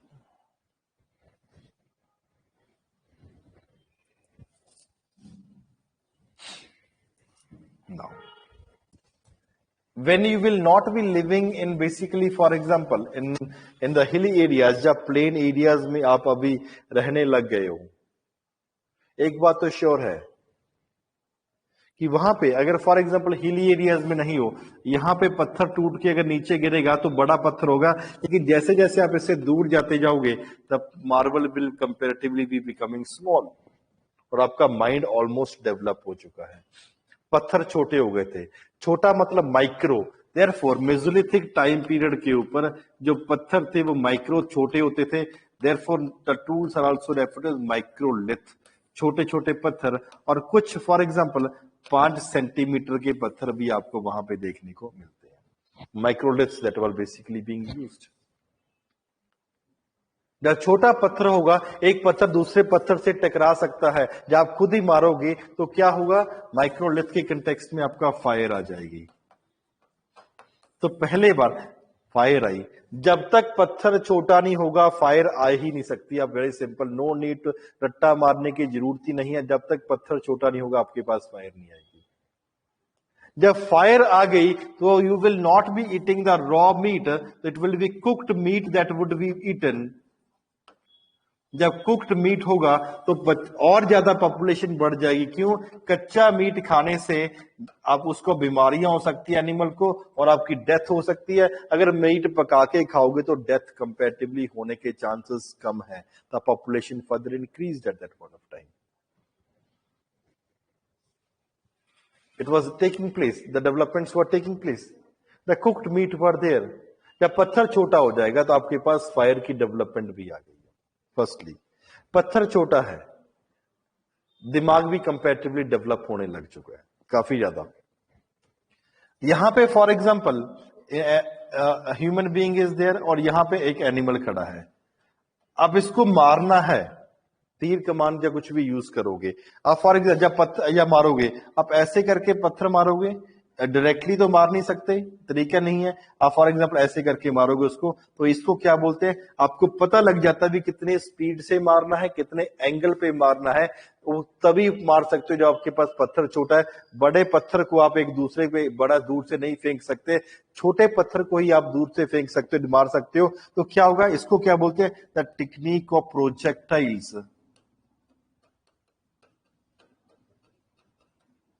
developed for the first time. Projectile मतलब कितने एंगल पे आपने वो मारना है। तो जब तक पत्थर छोटा नहीं होगा आप टेक्निक ऑफ प्रोजेक्टाइल आ ही नहीं सकती। जब पत्थर छोटा होगा, टेक्निक ऑफ प्रोजेक्टाइल है, तो ये क्या होगा, तीर कमान बन गई।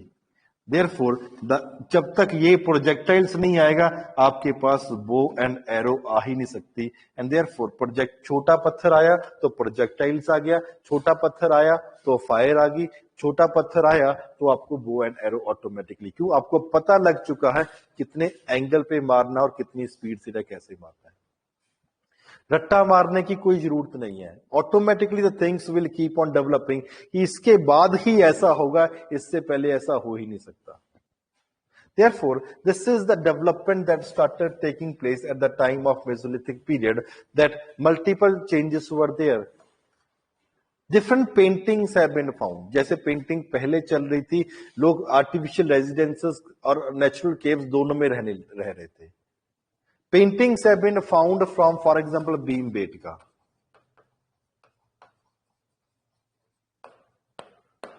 Paintings have been found from Mirzapur etcetera. जब भीमबेटका की बात करते हैं तो वहां पे पैलोलिथिक, मेसोलिथिक और कहीं ना कहीं पे नियोलिथिक की टाइम पीरियड की पेंटिंग भी देखने को मिलती है। लेकिन अगर आपको पूछे कि सबसे ज्यादा पेंटिंग कौन से टाइम पीरियड को बिलोंग करती है, therefore it belong to basically to the Mesolithic time period. एक मेसोलिथिक टाइम पीरियड की है जो तीनों में से सबसे ज्यादा पेंटिंग आपको भीमबेटका पे है। आदमगढ़ पे आपको पेंटिंग देखने को मिलेगी, मिर्जापुर, अब तो मूवी भी आ रही है, वहां पे भी आप उसको उसकी पेंटिंग आपको कंपैरेटिवली देखने को मिलती है। तो कहने का क्या मतलब, वो जैसे ही हम प्लिस्टोसीन पीरियड से होलोसीन पीरियड की तरफ आए, multiple development started taking place. The blowing of the fast and hot dry winds, जिसकी वजह से मजबूरी होगी कि हम अगर पानी सूख चुका है तो वहां पे मूव करेंगे। Therefore the community life automatically developing होने लग जाएगा। जैसे ही हम नेचुरल केव से हम आगे फॉर एग्जांपल आर्टिफिशियल की तरफ कंपैरेटिवली मूव कर रहे हैं, तो वहां पे क्या होगा, पत्थर छोटा हो जाएगा। अगर पत्थर छोटा हो जाएगा आपके पास फायर आएगी, फायर आएगी तो आप कच्चा मीट नहीं खाओगे, आप मीट को पका के खाओगे। छोटा पत्थर है तो आप ऐसे मार भी सकते हो, तो टेक्निक ऑफ प्रोजेक्टाइल्स आ जाएगी। प्रोजेक्टाइल के बाद सेकंड फेज ऑटोमेटिकली डेवलप हो जाएगा, that there would basically be the bow and arrow that would be coming. अगर आप इकट्ठे रहोगे तो आप लड़ोगे भी एक दूसरे से। Therefore various evidences of fighting has been found, for example Sarai Nahar Rai and other places, Mahadaha, आपको कुछ एविडेंसेस भी देखने को मिलते हैं फाइटिंग के। Not only that you are getting these evidences, आपको अलग अलग जगह पे एविडेंस है।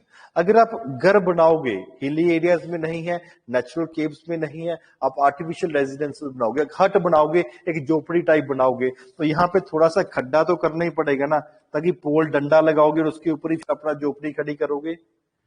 थोड़ा सा खड्डा करने का फॉर एग्जाम्पल क्या बोलते हैं, पिट होल, पिट होल्स, पिट लगाने के लिए थोड़ा सा होल बनाओगे। क्यों? The evidence of pit holes has also been found at various places. Any problem till now?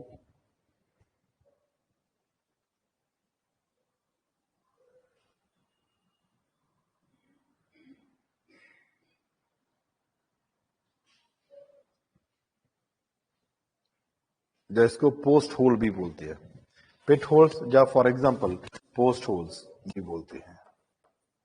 एक बार रिवाइज करो नोट्स में से।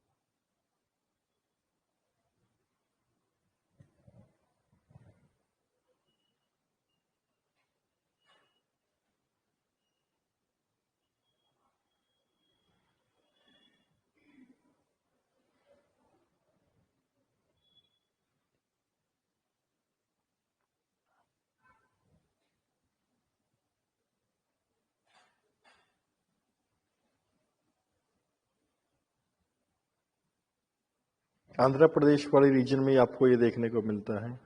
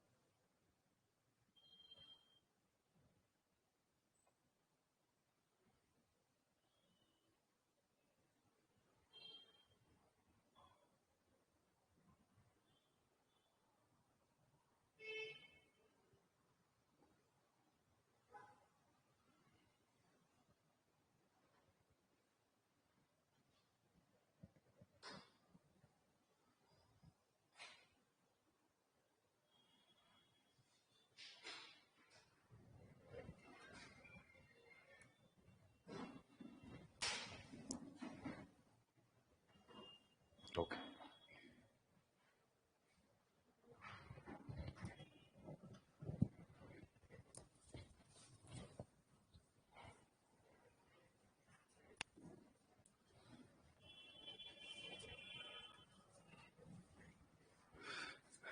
The next is basically the Neolithic age.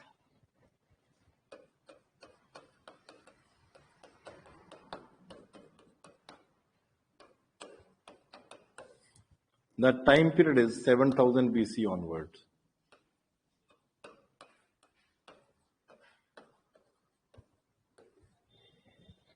सात हजार BC और इसके ऑनवर्ड्स की जो भी इंपॉर्टेंट डेवलपमेंट देखने को मिलती है। The environment was getting further better, and the better, जिस तरीके से एनवायरमेंट बेटर हो रहा था, the population was further increasing.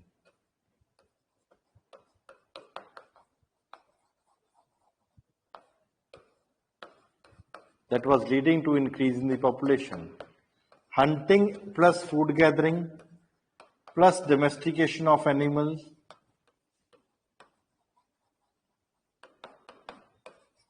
was not in a position to fulfill the food need. इन तीनों से आपका पॉपुलेशन का गुजारा होना कंपैरेटिवली मुश्किल है. तो एक ही चीज बच जाती है, that the men will be taking up to agriculture. क्यों? जब पॉपुलेशन बढ़ चुकी है, इन तीनों से आपका गुजारा नहीं हो रहा है. डोमेस्टिकेशन ऑफ एनिमल से भी गुजारा नहीं है, तो नेक्स्ट स्टेप, लॉजिकल स्टेप है कि आप एग्रीकल्चर ही है. जब एग्रीकल्चर है तो it will have a spill over effect. Spill over effect means multiple effects will be seen there of agriculture, जिसकी वजह से नियोलिथिक एज को बहुत बार नियोलिथिक रेवोल्यूशन भी बोला जाता है. रेवोल्यूशन शब्द का मतलब है लार्ज स्केल फंडामेंटल चेंज. और जब सेम एक पॉलिटिकल कंटेक्स्ट में आता है तो इसको क्या बोलते हैं? Large scale fundamental change accompanied by violence. Economic में आ जाता है, for example economic transformation. Technology के कंटेक्स्ट में चेंज इन टेक्नोलॉजी, जैसे एग्रीकल्चर रेवोल्यूशन हो गया. यहां पे नियोलिथिक रेवोल्यूशन क्यों? जैसे एग्रीकल्चर आ जाएगा, आप ऐसा तो है नहीं कि आप एग्रीकल्चर को आपने कुछ बी को वो किया और उसके बाद वहां पे छोड़ छाड़ के निकल गए. You have to stay there also. अगर वहां पे 4-6 महीने, 1 साल आपको रुकना पड़ेगा और आपको लगता है कि लैंड प्रोडक्टिव है, तो परमानेंटली वहां पे रुक जाओगे. Therefore, it will be leading to, पहला डेवलपमेंट क्या होगी? It will basically be leading to, in that regard, village life. क्यों? बिकॉज आप एक ही जगह पे इकट्ठे रह रहे हो.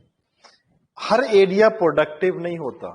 कुछ एरियाज प्रोडक्टिव होंगे, कुछ एरियाज प्रोडक्टिव नहीं है. अगर एग्रीकल्चर के ऊपर डिपेंडेंसी है तो ऑटोमेटिक ये नीड है कि आप प्रोडक्टिव एरिया में ही रहोगे. तो काफी लोग एक ही साइड पे मूव करने लगे जहां पे the land was productive, and they need to stay over there also. Therefore, now the village life, it developed to a great extent. Firstly. Secondly, it is not अब only कि आपने 6 महीने या 8 महीने के बाद, 4 महीने, 5 महीने के बाद कोई क्रॉप हुई, ऐसे तो पॉसिबल ही नहीं है कि आप एक दिन ही सब कुछ खा जाओगे जितना पैदा किया है. That is not possible. You will B conserving the same food product, for example material, for the next 5 to 6 months उसको कंजर्व भी करोगे.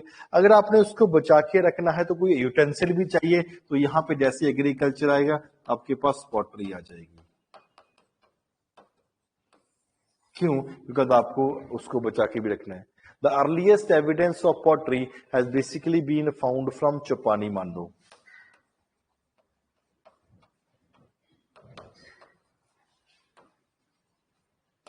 आपको चौपानी मांडो में अर्लीस्ट एविडेंस ऑफ पॉटरी भी देखने को मिलता है. Not only this, but it also becomes important कि अब आपके पास पॉटरी तो आ चुकी है. Initially the pottery was handmade, हाथ से बनाते थे. And with the passage of time the pottery became wheel made, wheel turned pottery. मतलब आपके पास अब व्हील आ चुका है.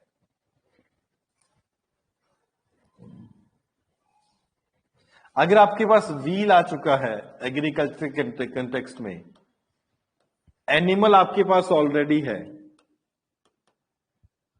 तो दूसरा डेवलपमेंट क्या होगी? It will be the coming up of the carts. गड्ढे, कार्ट्स बन जाएंगे. क्यों? बिकॉज अब आपके पास व्हील आ चुका है, एनिमल पहले है. जब कार्ट आ जाएंगे एग्रीकल्चर की वजह से, there will be increase in the mobility. यहां पे आपकी मोबिलिटी बढ़ जाएगी. मोबिलिटी बढ़ जाएगी, आपकी दूसरे अलग अलग एरिया से इंटरेक्शन भी बढ़ जाएगी. That was developing. इस चीज को बोलते हैं नियोलिथिक रेवोल्यूशन. कहने का मतलब एक इंपॉर्टेंट डेवलपमेंट हुई, coming up of the agriculture, और एक इंपॉर्टेंट डेवलपमेंट का इतना स्पिल ओवर इफेक्ट अलग अलग जगह पे देखने को मिलता है कि for example village life emerge होगी with the coming up of the pottery. On the one hand it developed emergence of the village life, pottery आपको डेवलप होगी, पोट्री व्हील आ गया, व्हील आ गया ऑटोमेटिकली एनिमल्स है, आपको कार्ट डेवलप हो गए, कार्ट आ गया आपके पास मोबिलिटी आ गई, मोबिलिटी आपके पास इंटरेक्शन कंपेरेटिवली बढ़ गई। किसी भी चीज को रट्टा मारने की बिल्कुल जरूरत नहीं है।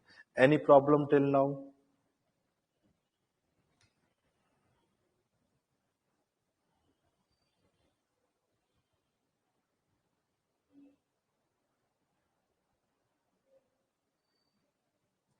सिंपल लग रहा है थोड़ा सा?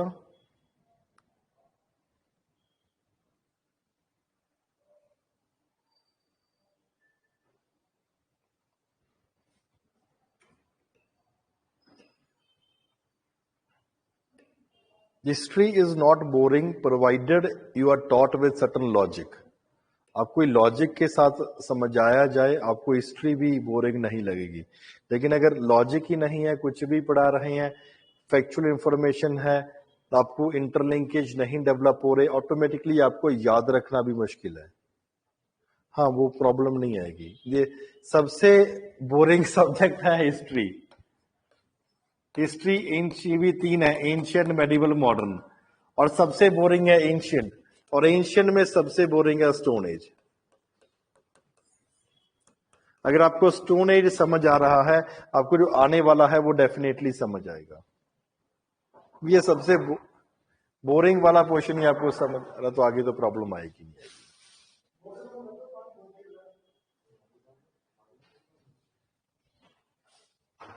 अच्छा, now one thing that we did at this point of time was that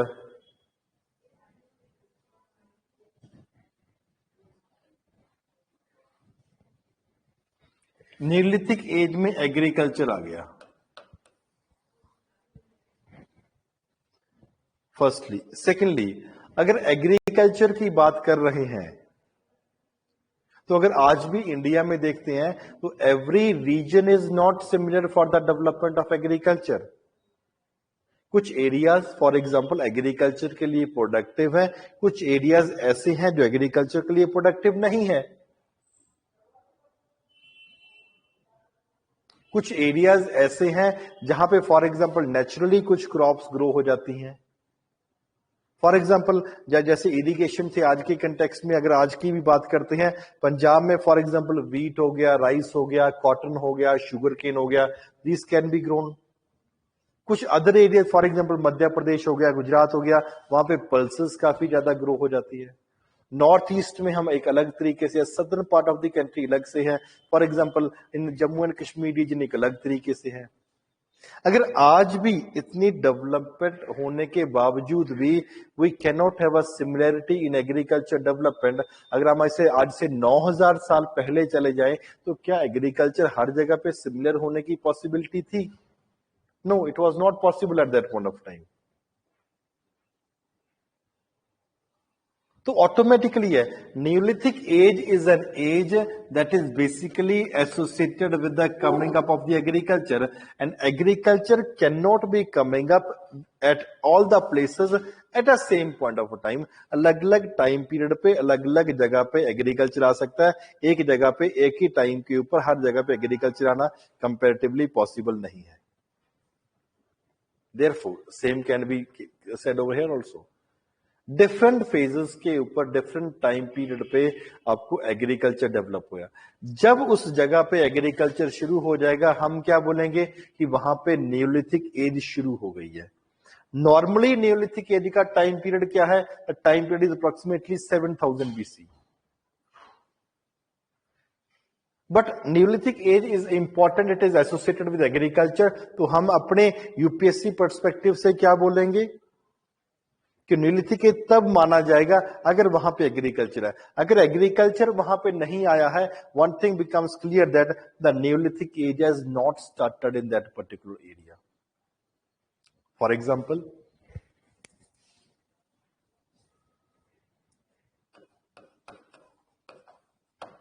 Agriculture started, for example, in the northwestern region of the Indian subcontinent in approximately around 7000 BC.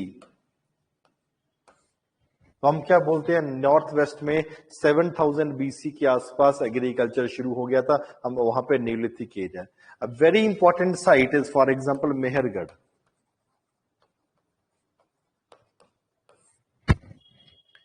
For example Jammu not क्या नाम इसका, Ganga Yamuna Doab reason की हम बात करते हैं, for example Velan valley की बात करते हैं.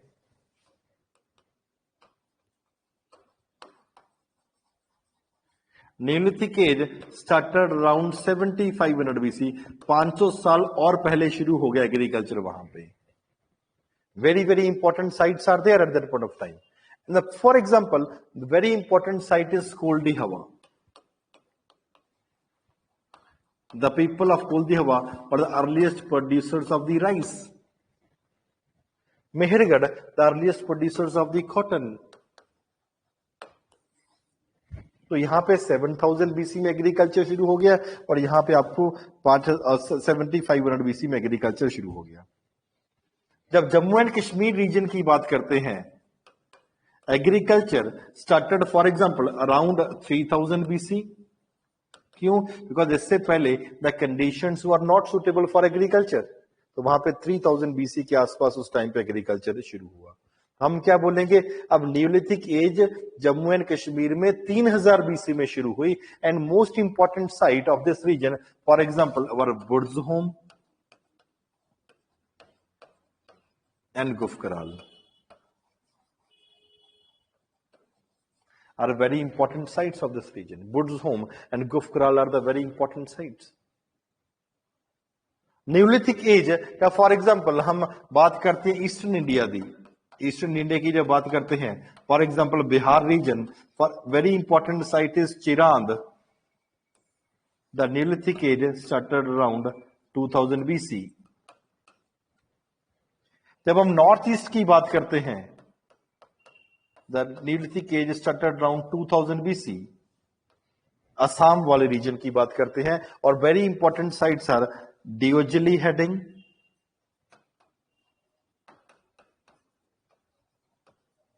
एंड नहर काटिया.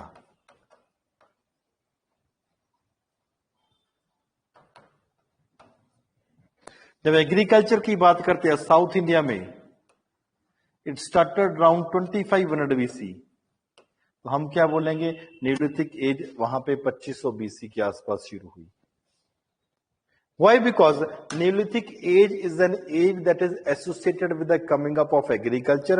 As agriculture did not start at all the parts of the Indian subcontinent at a single point of time, we come to the conclusion that जब वहां पे agriculture शुरू हो जाएगा, हम क्या बोल देंगे, वहां पे उस टाइम पे Neolithic age start हो गई. And every single site had different features that are there.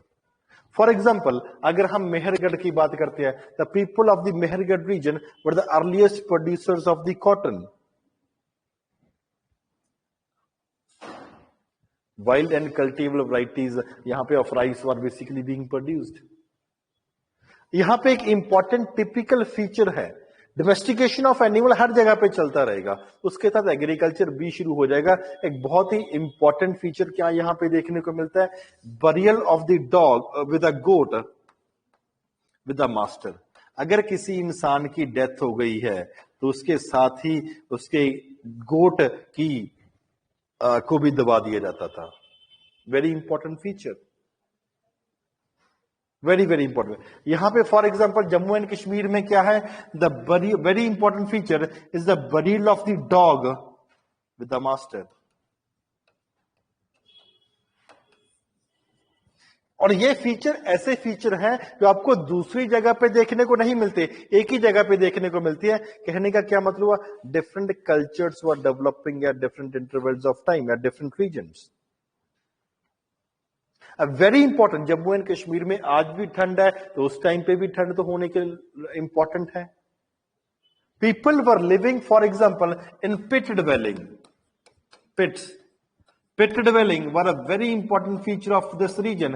पिट मतलब यहाँ पे खड्डा किया हुआ है, उतरने के लिए ऐसे बना हुआ है, और यहाँ पे साइड पे कुछ अंगीठा टाइप रख देते थे, और यहाँ पे अंदर लोग रहते थे। पिट dwelling, खड्डा करके उसमें रहना, जिसको आज में टूरिज्म में for example Finland and other countries are promoting by the name of igloos, जिसको फॉर बर्फ के घर बने होते हैं। तो यहाँ पे पिट ड्वेलिंग देखने को मिलता है। Same evidence deep pit dwelling आपको हिंदुस्तान में और कहीं भी देखने को नहीं मिलेगा, इंडियन सब कॉन्टिनेंट में आपको कहीं देखने को मिला। जिस तरीके से burial of the dog with the master आपको कहीं देखने को नहीं मिलेगा, burial of the goat with the master आपको कहीं नहीं देखने को मिलेगा, except at Mehrgarh, except at Jammu Kashmir region, except at Jammu and Kashmir region. Very very important developments. यहां पे बात करते हैं फॉर एग्जाम्पल नॉर्थ ईस्ट वाले रीजन की जब बात करते हैं,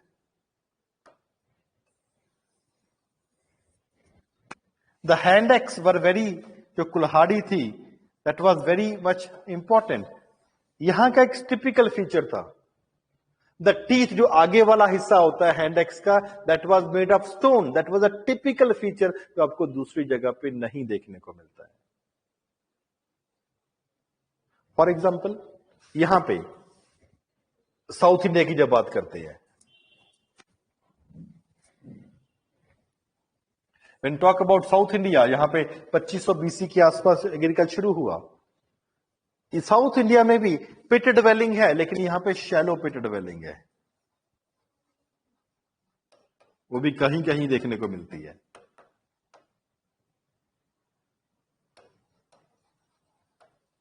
देखने को मिलती है, वेरी इंपॉर्टेंट फीचर दैट वो आपको और कहीं पे शैलो पिट ड्वेलिंग आपको कहीं पे भी देखने को नहीं मिलती। सेकेंड वेरी इंपॉर्टेंट डेवलपमेंट यहां पे देखने को मिलते हैं, दैट इज ऐश माउंट्स, जो आपको दूसरी जगह पे नहीं देखने को मिलते हैं। ऐश माउंट्स, जैसे आप रूरल एरियाज में जाते तो काउडंग केक्स कैसे बना होता है, उसको बोलते हैं ash mounds that has been found. The ash mounds has basically been found from Utnur, Kupgal, Karnataka वाले रीजन से वो चीज देखने को मिलती है। सेम ऐश माउंट्स आपको और जगह पर कहीं भी देखने को मिलते हैं। शैलो पिट ड्वेलिंग की जो बात करते हैं, that is basically being found from Nagarjuna Konda.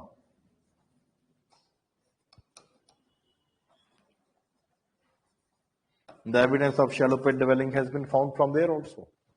Pottery, हर जगह पे आपको पॉटरी को देखने को मिलती है साउथ इंडिया में, एक्सेप्ट फ्रॉम वन प्लेस जहां पे आपको पॉटरी देखने को नहीं मिलती, दैट इज फॉर एग्जांपल संगनकल्लू।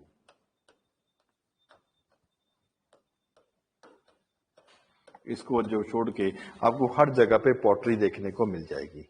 तो these were the various important developments that took place in the Neolithic region। जिस तरीके से अलग अलग टाइम के ऊपर एग्रीकल्चर अलग अलग जगह पे शुरू हुआ, तो हम कह सकते हैं कि भाई अब यहाँ पे एक न्यूलिथिक एज शुरू हो गई है। As agriculture did not start at the same point at all the places, therefore हम क्या कहते हैं, अलग अलग जगह पे अलग अलग टाइम पे न्यूलिथिक एज शुरू हुआ। One very important development interlinkages, जो हम आपको कल वाली क्लास में कंटिन्यू करेंगे, just to give you an idea, is that हम कह रहे हैं for example Jammu and Kashmir में 3000 बीसी के आसपास एग्रीकल्चर शुरू हुआ, न्यूलिथिक एज शुरू हुई। Eastern part of the country and north east India में it started around 2000 BC. South India की जब बात करते हैं, हम कहते हैं स्टार्टेड अराउंड 2500 बीसी। सेम चीज के अलग अलग टाइम पे, जब हम फॉर एग्जांपल इंडस वैली करेंगे कल वाले टाइम पे, इंडस वैली सिविलाइजेशन, तो यहां पे चल रहा है न्यूलिथिक एज, और यहां पे इंडस वैली का पहले अर्ली पीरियड चलेगा, फॉर एग्जांपल 3500 बीसी से लेके 2600 बीसी तक, और फिर 2600 और मैच्योर फेज चलेगा ऑफ न्यूलिथिक टाइम पीरियड और हड़प्पन टाइम पीरियड 2600 बीसी से लेके 1800 बीसी तक। तो कहने का क्या मतलब हुआ, at the same point of a time in different regions, कहीं पे न्यूलिथिक एज चल रही है और कहीं पे हम फॉर एग्जांपल हड़प्पा एज, जिसको हम फर्स्ट अर्बन सिविलाइजेशन भी बोलते हैं, वो शुरू हो जाएगा। इट इज बाउंड कि कुछ तो अलग अलग चेंजेस हुए होंगे, वो हम कल की क्लास में करेंगे।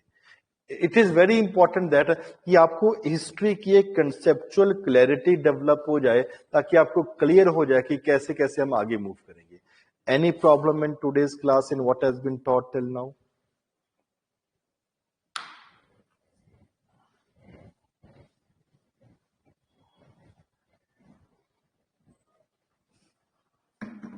चलो,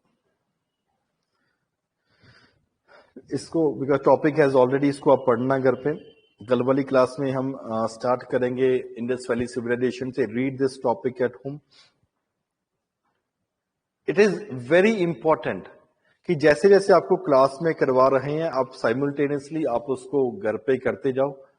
मैं एक बात काफी बार स्टूडेंट्स को कहता हूं, वो ये बात है, वन थिंग दैट कहीं ना कहीं पे डिफरेंस हमें भी लगता है और रह भी जाता है. For example, in the context of seriousness between one is offline, चलो अभी तो पॉसिबिलिटी नहीं है, एंड ऑनलाइन स्टूडेंट्स. ऑफलाइन जब क्लास चल रही होती है, ऑफलाइन जब क्लास चल रही होती है, तो वहां पे क्या है कि बच्चे की एक मजबूरी बन जाती है कि 2 घंटे आपको क्लास में बैठना पड़ेगा, आपको 2.5 घंटे क्लास में बैठना पड़ेगा. लेकिन ऑनलाइन क्लास में क्या होता है, कभी मम्मी ने बुला लिया, बेटा दूध लिया, सब्जी लिया, कभी किसी खास का फोन आ गया, क्या हाल चाल है, क्या कर रही है, क्या कर रहा है, ना कुछ और, तो आप 30 मिनट क्लास देखते हो, 15 मिनट कुछ और काम करने लग जाते हो. फिर जब दोबारा से 15 मिनट बाद आप आके क्लास ज्वाइन करते हो, आपको समझ नहीं आएगा क्या इंटरलिंकेजेस है. Therefore, it becomes important that the seriousness that is there in the offline mode has to be there, for example, in the online mode also. अगर आप इस चीज को अचीव कर पाओगे, you sitting over there and giving your 100%, 2 hours 2.5 hours class, मतलब 2 से 2.5 hours class आपने पढ़ना है और उस टाइम के आपने कोई भी काम नहीं करना है. That has to be very strict rules and regulations that you have to follow on your own. कोई क्लास में तो हम फॉर एग्जाम्पल बच्चे को टोक देते हैं कि क्यों नहीं ध्यान दे रहा है या क्यों नहीं ध्यान दे रही हो, एक्सेट्रा एक्सेट्रा. लेकिन ऑनलाइन मोड में हमें भी कंपैरेटिवली पता नहीं लगता. कैसे पता कब लगता है, या फॉर एग्जांपल टेस्ट ले लेते हैं और टेस्ट में आपको बोलते हैं सर अभी तैयारी करने में 15 दिन चाहिए, तैयारी करने के लिए 10 दिन चाहिए, तैयारी करने के लिए 5 दिन चाहिए. अगर आप क्लास साइमल्टेनियसली कर रहे हो, उसको याद कर रहे हो, this problem should not be there.